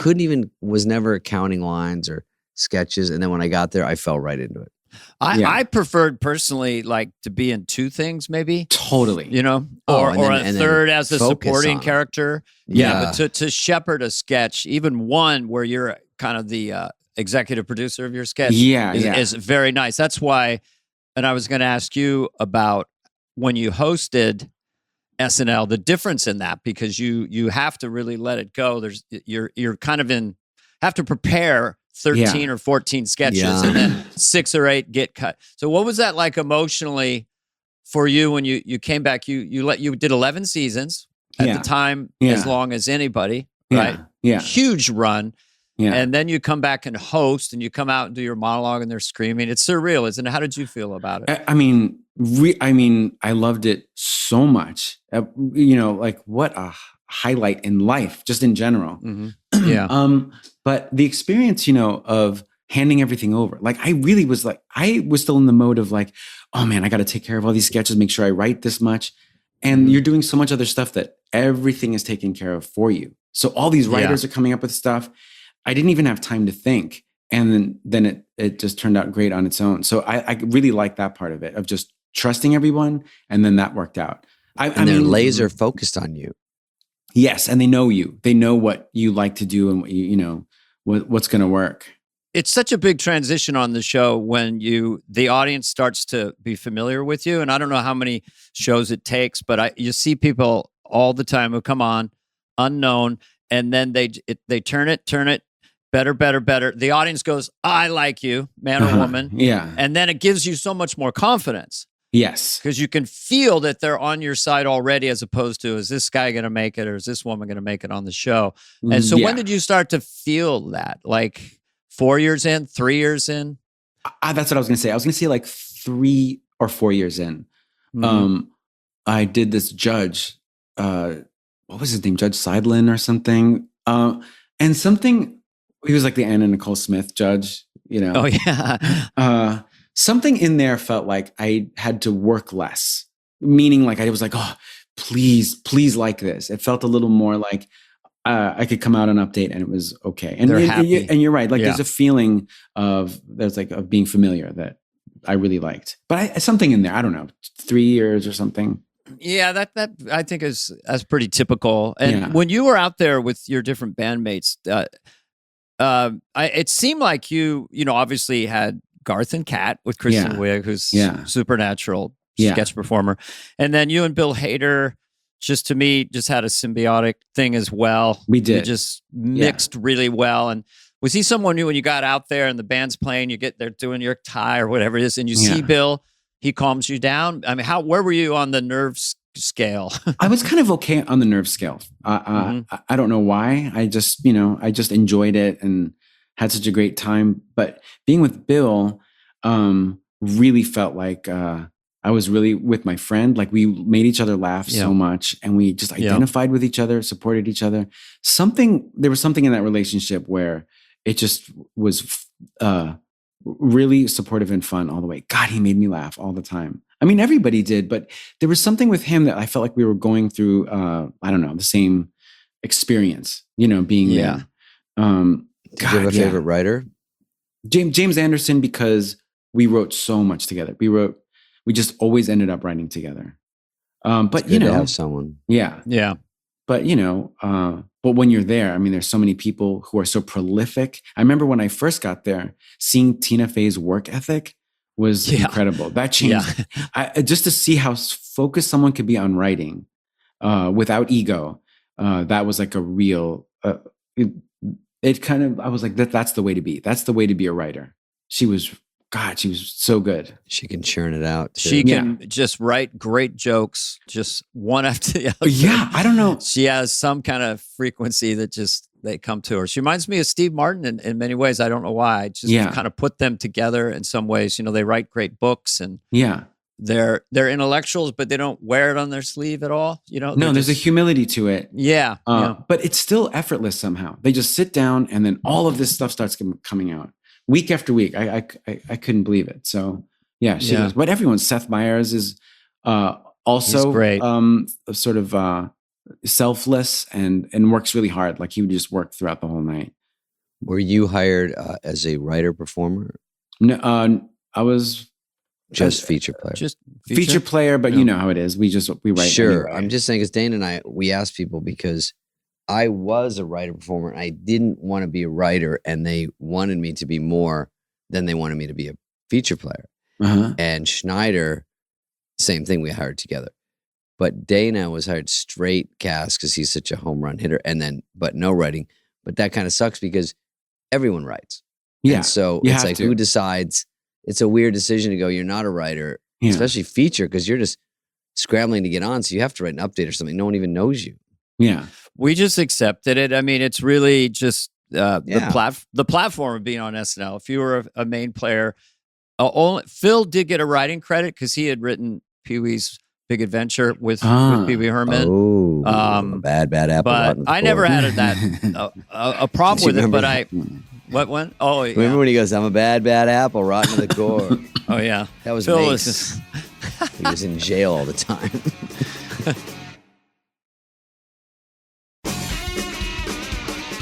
So, do you mind if we go back a minute and just talk about your drumming? Because I'm just a big fan of drummers, and I have favorite drummers, and for drummers. for drummers, where you just go through at the Great American Music Hall in San Francisco. Yeah. You had all the kits set up, and you did all the styles. Yeah. It was so great. Did you get a lot of feedback from other musicians and drummers about how? It's like exactly. First of all, thank you. That's very, very kind of you. And I love drumming so much. It's like the biggest part of my life, and that's how I got into showbiz or entertainment. I just still love watching drummers. I still love playing, and the things people have said to me, that was my goal. I was like, I just want something where like drummers can come up to me and feel like they're part of an inside joke, that they can have like a really heartfelt conversation about like, oh man, I'm a drummer and I know exactly what you're talking about, and that's really gratifying. And that whole thing with the drum kits was just like it visually looked cool, just to have all these old awesome. kits and go to the 80s. So it was, and you go one one like after the other thing. and play all these styles. I mean, it's such a singularity as a stand-up special. It's like completely its own thing. But thanks. Thank you. I love the way you play. I just would call you just very musical. You have a heavy foot. You're very light on it. You're very organic with it. I just like to watch you play. Some drummers, you can kind of work with them a little bit. Like, are they going to make it? With you, I feel very relaxed.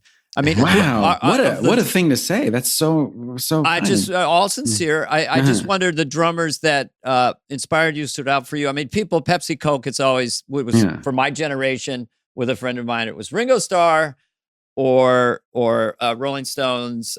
Charlie Watts. Charlie Watts. Are you? I like you. Like, you have to be one or the other. You're either Charlie Watts or Ringo Starr. That was like back in the 70s. And who were some of your favorites? My favorite, like the guy who like I really emulated was Clem Burke from Blondie. And the first time I ever saw him was on SNL. Whoa. And he dresses like in a little suit, like he looks like a mod. And his drum kit is set up like it's like this red sparkle kit, like very flat. Yeah. And so the aesthetics of how he was, I was like, that's a great way to be. So he's like my favorite drummer. But to your point, I love Ringo. I think everybody loves Ringo. I think there's like a myth that like there's some controversy about it. He doesn't have a bad rap, right? He doesn't have rap because he's not good, right? What's the myth? No. The myth is sort of like, well, people talk about him like, he's actually a great drummer. Every drummer I know loves Ringo. Even privately, they'll go, no, those are expressive fills. He's great. Everyone loves him. Everyone loves him. You put on She Loves You on YouTube, live remix, and the way he goes to the lower tom, I know he's a left-handed drummer, just this little fill. Yeah. Like, he did these little fills, and they were so electric, and he gets shinier and brighter, just like the whole band does. Yeah. For me personally, I think that it was such a wave that is still hitting the sand. We were trying to comprehend why and how that happened. Yeah. That much great music in 72 months with these four guys. Yeah. He was perfect for them. And everyone knows that sound. Everyone knows, you can hear his drumming in your head when you think of any of their songs, Yeah, he's stylized to the song. Yeah. So when you're playing with your bands, and you came up, kind of Devo, Clash. Yeah. All that stuff. That type of sound. Yeah. And what is it? I'm doing Devo going. And you're kind of probably a ride the pocket guy with some fills, or you just no. How would you describe your style? Ride the pocket guy. Ride the pocket is a like fewer fill. There's this thing that happened. Lingo alert. Say again. You integrate the fills into the beat. That's exactly what I was going to say. That in new wave and in punk, they had this thing where like they would do these busy beats, that were like that had toms in them, throughout. Yeah. So it wasn't a fill. It was just like so the toms were in it without like a crash at the end of it. It was just like that's what the beat was, and that's how I learned. Alan Myers from Devo played like that. It was just part of the beat. So, but it was all, none of it was complex, time signatures. They were all 4/4. So I'm really into like 4 on the floor, just keep the kick drum going. I like the simplicity of that, but, it's like busy, but those aren't fills. Can you play to a click track in a studio? Does it throw you or does it help you? It helps. It's frustrating. I'm like, I don't think I'm great at tempo. I think I speed up. So sometimes I have to, and especially during the pandemic, there was like a lot of stuff that I had to do to a click, but now I'm used to it. So it's So frustrating. for people who but- don't know, it's like that Yeah. in your headphones, and on the fourth beat you come in. Yeah. And it sounds like this on the headphones. Beep, boop, boop, boop, beep, boop, boop, Is it like looping? boop. It's just so Yeah. that you don't lose the tempo. Boop, boop, boop. You know, Lederman over there at Seth. Yeah. Yes. Yeah, He's like the Lederman. producer. Do you Loves find yourself drumming like if you're driving a car, or just drumming with your mouth? Yeah. Or You know, tapping just away. all the time, or tapping on your keyboard fingers, just doing a beat, Yeah. stuff like that. Yeah. For me too. Yeah. I When you're just- driving. I just or love stuff. rhythm. Yeah. What about you? Who's your favorite drummer?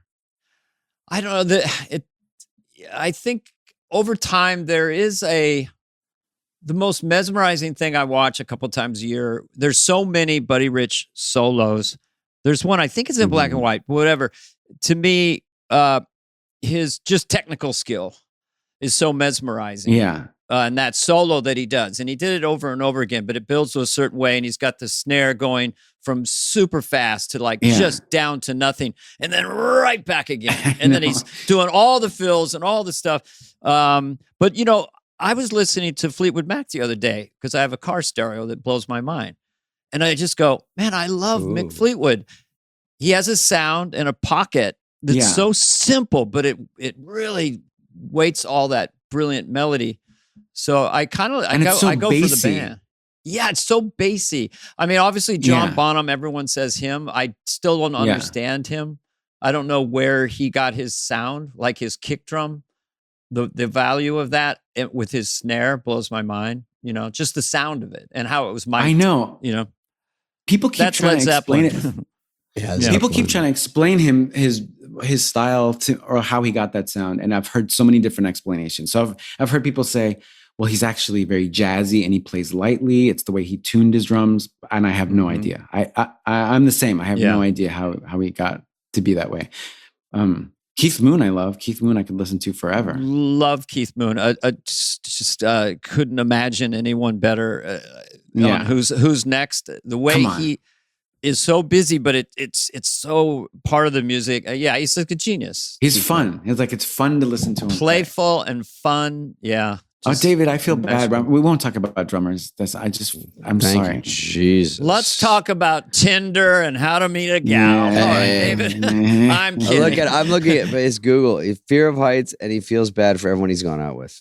I think I have one of those. So are those your quotes? He's Or got you- quotes, yeah. Fear of heights and feel bad for him.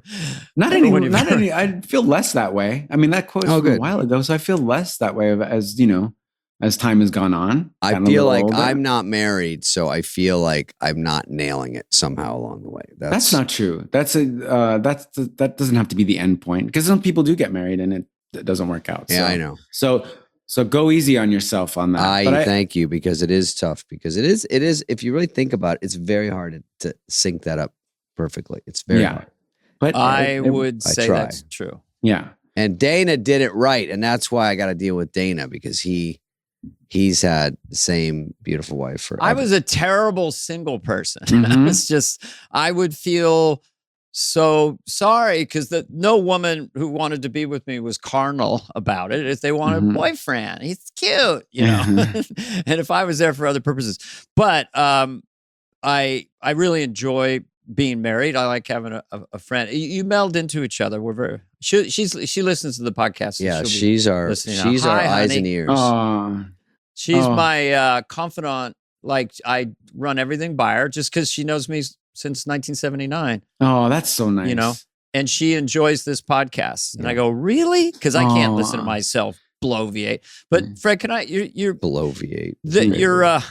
you're an emotional character and you're a sensitive character. And I remember you, like we all are. We're clowns that are wounded, but whatever it came from. But I want to ask you first. You sent me an email after you left SNL, and you kind of said, "How do you process no longer being on the show?" Speak to that. Yeah, you know? because like I like the experience of being an ex-cast member, because we all get to go back and do stuff. But you know, that feeling, because I used to, or still do, admire ex cast members. I like how they go on to do other stuff. Mhm. There's something about that tradition, whatever it is, movies, other TV shows. I was like, what is that life like? And, just seeing how Molly Shannon was afterwards, and she'd keep working on stuff. And then just watching your career, same thing. I was like, what does Dana Carvey do afterwards? And then every year there's a new feeling. Like, okay, I'm still kind of there. I know a lot of those cast members. Then I'm talking about SNL. Right. Then and then it just turns. Couple over. more cast members. And in about 4 or 5 years, all of a sudden, it's all new people. And you start to see people you do not know. And so that feeling, that's what I was asking you about. I was like, what does that look like? What does that feel like? I kind of like it. But every year that goes is just like you're further and further away. From like the actual, the blood, the meat of the show. Well, how about hosting when you don't know anyone? It's just so much different because you go, I wish I could host when I was on the show, and you go, I know how this thing works. I know how everyone is and be perfect.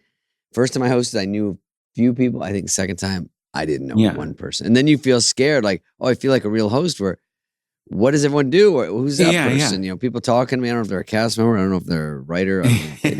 How do you handle it, Fred? Feel alone. When people or other performers or people come up and sort of, tell you very, very flattering, sincere things. Like you're in that mode now. I'm sure if you run into cast members now somewhere, they would be, Fred Armisen, I got to tell you that sketch you did. And it's all a surreal circle, and it's still going. And the fact that we're part of the continuum is sort of where the gratitude comes in. But how do you handle people just, Fred Armisen, get out of town? It's so nice.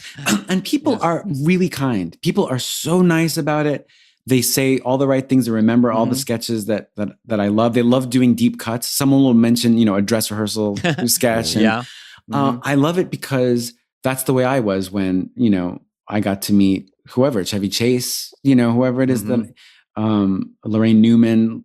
I'm the same way. So I like that. I like that tradition. And just people are cool. I don't know what it is. When they get excited, it's nice. Also, they're while they're talking to you, they're figuring out other things you've done or other sketches. And they're like, you also did. Because when they walk away, they go, oh, I didn't even think that. But that's cool. Like I just saw your new new girlfriend sketch where you played Regina or something. Yeah. God damn, that was funny. Also with James Anderson. That was like an intellectual. I just like, someone. It's that's people who don't like to do small talk. Like every conversation has got to be deep. Yeah, exactly. I know. See, like that premise is just so great, and it's well done. It's rather than just church ladies out there. She's a religious nutball. No, it's fine. I mean, every era has its own style, it's just evolution, its own sensibility. Like, once you get to SNL, even back when I was there, you're going, "Fuck, every sketch has been done." You think in your head, right? And then it's been 20 more years of just new sketches, but it's hard to crack the code. It's like writing a song. You go, "This is kind of like." That one they did. This is kind of, it's hard. I know. And the game of which cast was the best. And you forget all that. It's the current cast is always the best. I agree. And also for every cast, there's always great enough people in it that you could pick out stuff that is, that's Brilliant. fantastic. And I still have watch great writers. They still, I know Dan Boole is a writer there. That's the only one I think I know, but these guys come up, I watch the sketches, even if somehow it doesn't work, I look at the writing and go, shit, man, that was a good idea. Or they did it pretty well, or there's still good stuff. And they probably get hammered right now about it. Because like present cast, people are mad because the old one's gone. Yeah. But I watch all the time. If you can do, like, you were kind of like a jazz player. I'm just using words loosely. But if you can do dry, smart stuff and make it kill with like huge laughs, that's always a real rush. There's some things are more rock and roll and more high energy and home base and pushed, and some are kind of subtle and a little different. But when you hook the audience on SNL on one of those, it's really fun. I got it with Carson. It was a very, for my part in that sketch, was very dry. Did you have some favorites? Kind of. It's hard to ask people their favorites. No, that's okay. I don't mind. Like the way you envisioned it and the way it turned out. Like I think because the thing is, like, as much as I could take credit for it, I gotta give credit to Lorne. That's why it's easy to talk about. We do too. He's the guy who on paper, it looks like it's not going to work. And he's the guy who goes, let's put it on and see if it's going to work out. And for me, it was like this comedian I used to do on Update who had no punchlines. Like he just would open up a newspaper and just point out the headline. Can you do that on command? Could you do 10 seconds of it? It's just kind of like, you pick up the New York Times. He interrupts himself. Yeah. And it's just him going like, look at this. The Congress is going to donate, it's going to have like $8 billion for the Ukraine. You can't. What? You can't. There's no, on any other day, if any of us, and he just keeps going until there's no, there's no punchline. It's just pointing things out and being outraged. It's really funny. Then another headline. Anyway, it sounds like I don't mean to pat myself on the back about it. I feel bad. You gotta like some of them. Come on. No, that's a skilled thing. If you try to do it yourself, it's difficult. It's if kind you can of get a weird skillful bit like that and get it to work, it's fucking huge victory. And the fact that they put it on Update, I just feel like there's no jokes in it, and then But we do give Lorne credit for stuff like you just said. That he will go for the really weird, dry things. Sometimes he likes the rock and roll things. He likes a mix. He likes big laughs. But he also, let's just see if it works. Everyone has a Lorne impression officially. What's your take? I like doing the one. I like doing the one of like the warm greeting. So like if everyone comes out to dinner, there's this thing that he does where he sort of is super polite, and if he saw you, he'd say like, "Hello, Dana. Hello, David." Like a very warm. I like that. That's a frequency I've not heard. That's Lorne. No, everyone always is doing this. No. That's an exaggeration of Lorne backpedaling because you misunderstood what he was saying. Yeah. All I'm saying is that this and that. Yeah. Oh, you mean we shouldn't put it on? No. Don't misunderstand me. No. And then you get them back. And then you get them back. But you can't imagine SNL without Lorne. I do think he's he's obviously the linchpin sensibility-wise. I think the Ivy League guys come in and they respect his intellect. They respect him as a smart person. Yeah. And he has that. And he also likes, stand-ups that kind of shoot for the fences. Yeah.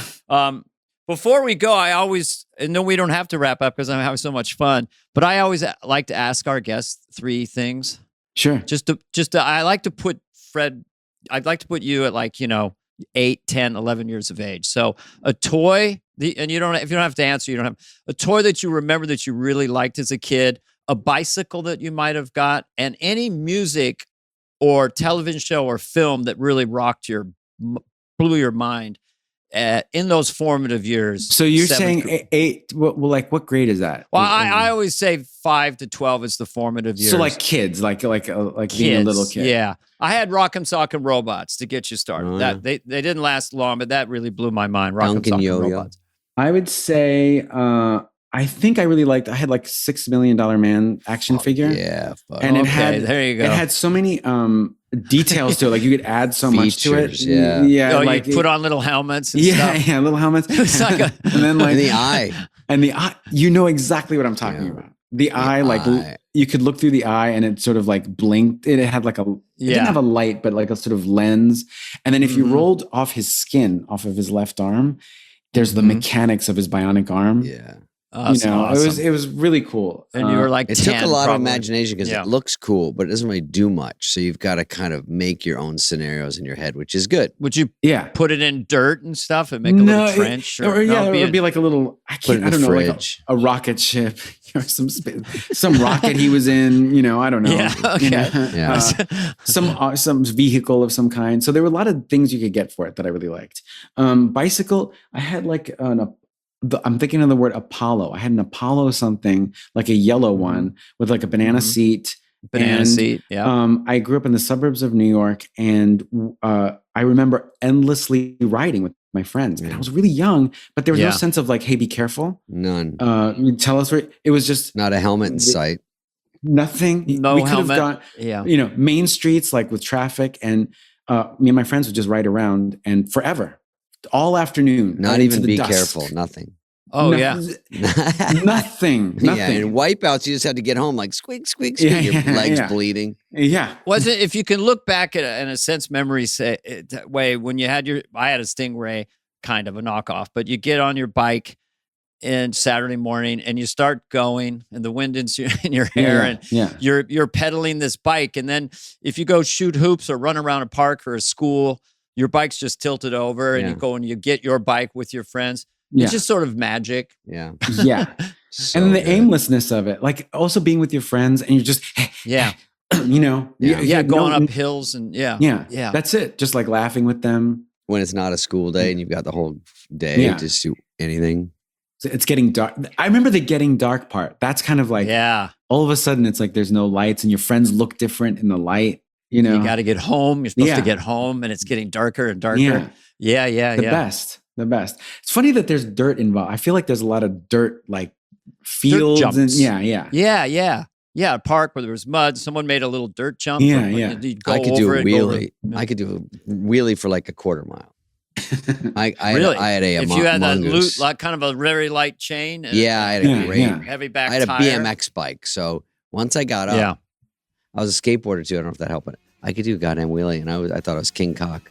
I had medium dick energy. King Cock, was that a doll that you had too? And when you were 10, you know, like King Cock. That would have been a great doll.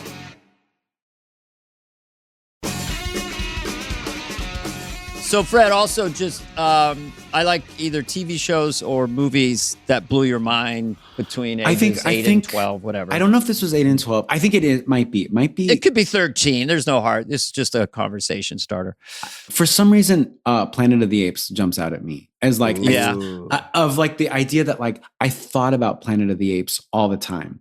So there was the movie, but there was still this sort of still like in my head. I'd be like, wow, the Statue of Liberty, and they took over, and you know there were these intelligent dude. When you saw the Statue of Liberty at the end, were you like, what the? That was unreal. I was like this.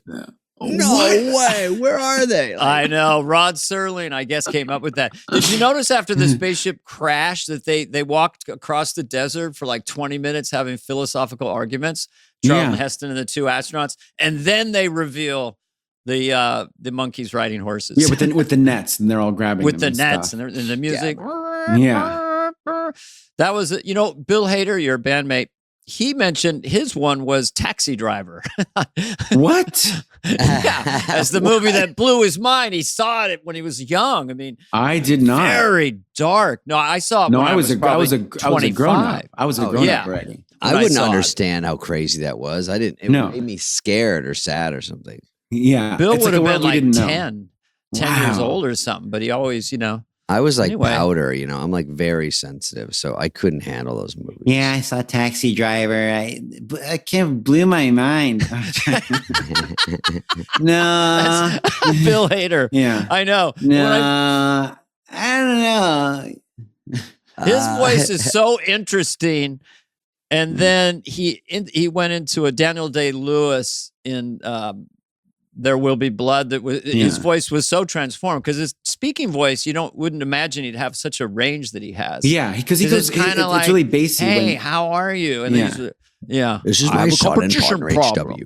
It's not enough that I shoot. But now what about what do you think goes on in Bill's skull? Like why can he do that? Like why can he do that with his voice? That he can go that deep, but he talks up here. Yeah.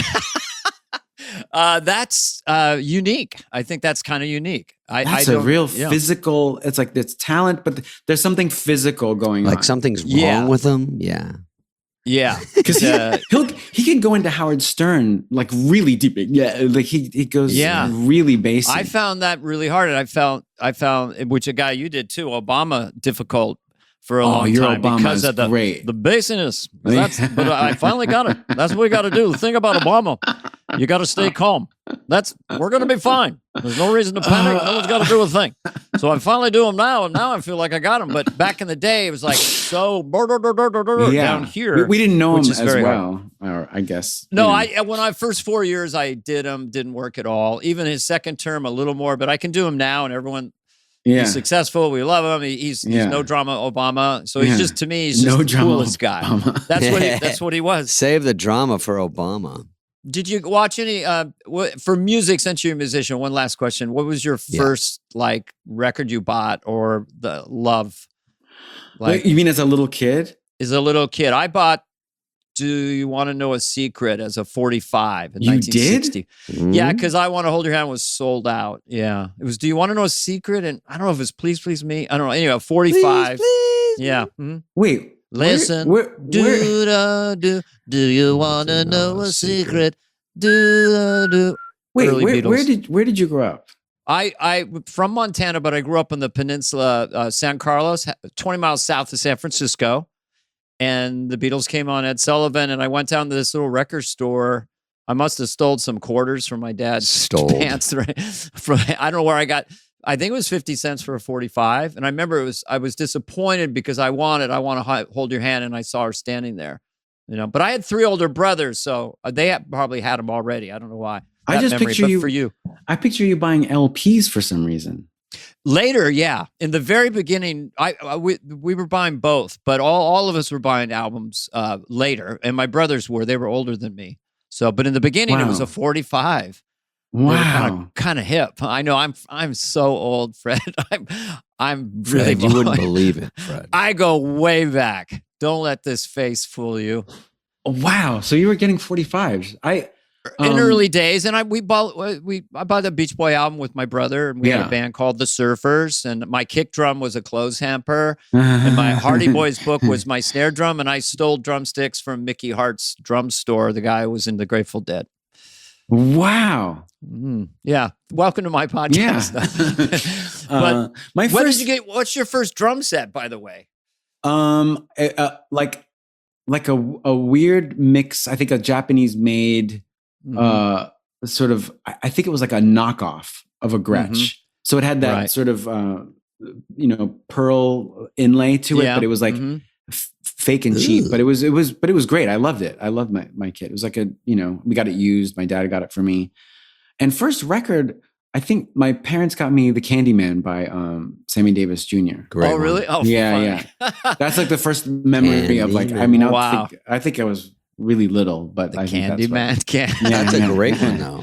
Yeah, very. It is great. Yeah. Oh yeah, Sammy Davis was genius. There's a documentary on him. Such a great drummer and great tap dancer. Talk about entertainer rhythm. And then my parents would get me Beatles albums during the 70s. Like they were already broken up, but then I'd get solo albums and stuff like that. I remember which one rocked your world? Ram. Yeah. Paul McCartney. Ram. Ram that's my favorite album ever. Really? That's a masterpiece. What I love that album. Yeah, it is brilliant. That is probably his best solo. McCartney? I think he had gems on every album. I don't even know Ram, and I love McCartney. That's how much. It's this 1971 album that blew my mind. I still listen to it. It's like a weird, like countryish hippie, kind of, it's an experimental album, I would say. And he won't play those on his tour, right? No, He's shy about it. I don't think I've ever heard one song from that album. Are you familiar with Arrow Right Through Me from Back to the Egg? I think that's. Ooh, I think it's it's one of his best songs because that horn part, cool. the horn part at the end is insane. Wow,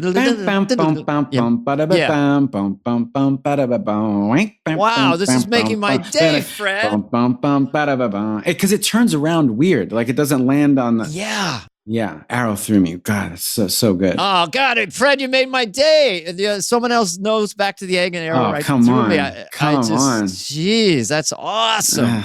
This is the greatest podcast ever. Anyway, Fred, we love you. We just say that now. I'm old enough now. I just say I love you to grown men. I love the both of you. I admire the both of you. I look up to both of you, and I love hanging out with you guys. And thank you for chatting, buddy. It's a lot of laughs. And let's have a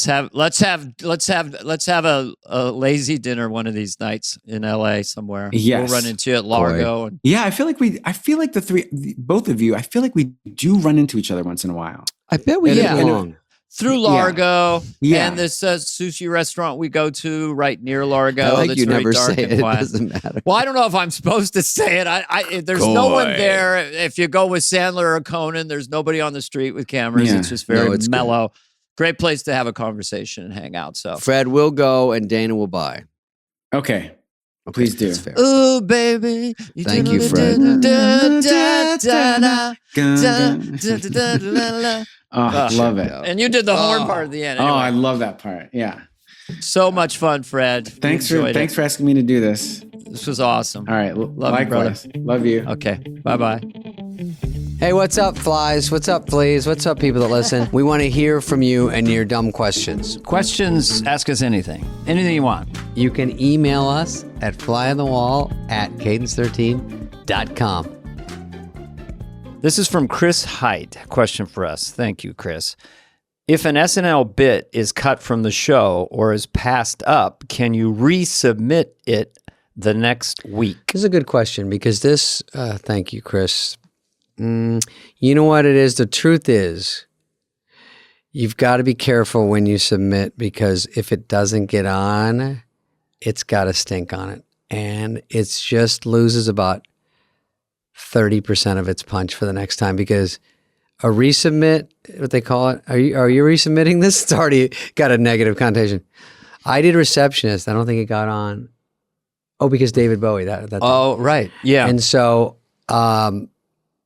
so I resubmitted it, but got it on with MC Hammer, and then I got on with Roseanne. But he's kind of talking about, did you get cut from the show or just didn't get it on no, the it show? got laughs. Actually, it was different. It got on and made it through read-through, and then David Bowie wanted to switch parts with me. And that's when I said, I don't think I can, and then it dropped. Yeah. Yeah, rough. So I Ground resubmitted. control to Mr. Spade. Called me in the hotel room. I called him. I'll say These that's are the right things of SNL, honestly. Just when I hear it, David, he taught me how to do this dance move one night in New York with Dennis Bowie? and John Bowie. Oh, right. He is, I don't know. I say no one cooler than David Bowie was. Fucking hey, Yeah. what a stud. Nobody cool. Just such an artist. And was pretty fucking cool, dude. Like, gave everyone very a minute. nice, Yeah. charming. Liked comedy. Oh, yeah. Was at my Young Comedian special, not because of me, but he was in the audience. Really? That would make me nervous. Is I don't that want fucking bananas? Gandhi's in the second row. How do you feel about He's that? like, I like that Rob Schneider. Schneider was on it with me.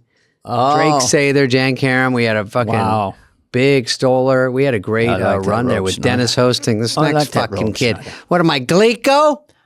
What am I? Dennis was the host. And Bowie's Okay, the this crowd. next guy, okay. And Schneider. Some people think he's funny. Let's see if it's true or not. This ties into Schneider. He was there. We got the HBO special that got seen by Lauren's If office. something's cut from a show and you resubmit it, Thought it was an change it intro. or recast it to give it. If a new host comes in, I think Cowbell might have been cut or didn't make it until Walken came and made history. I got a fever.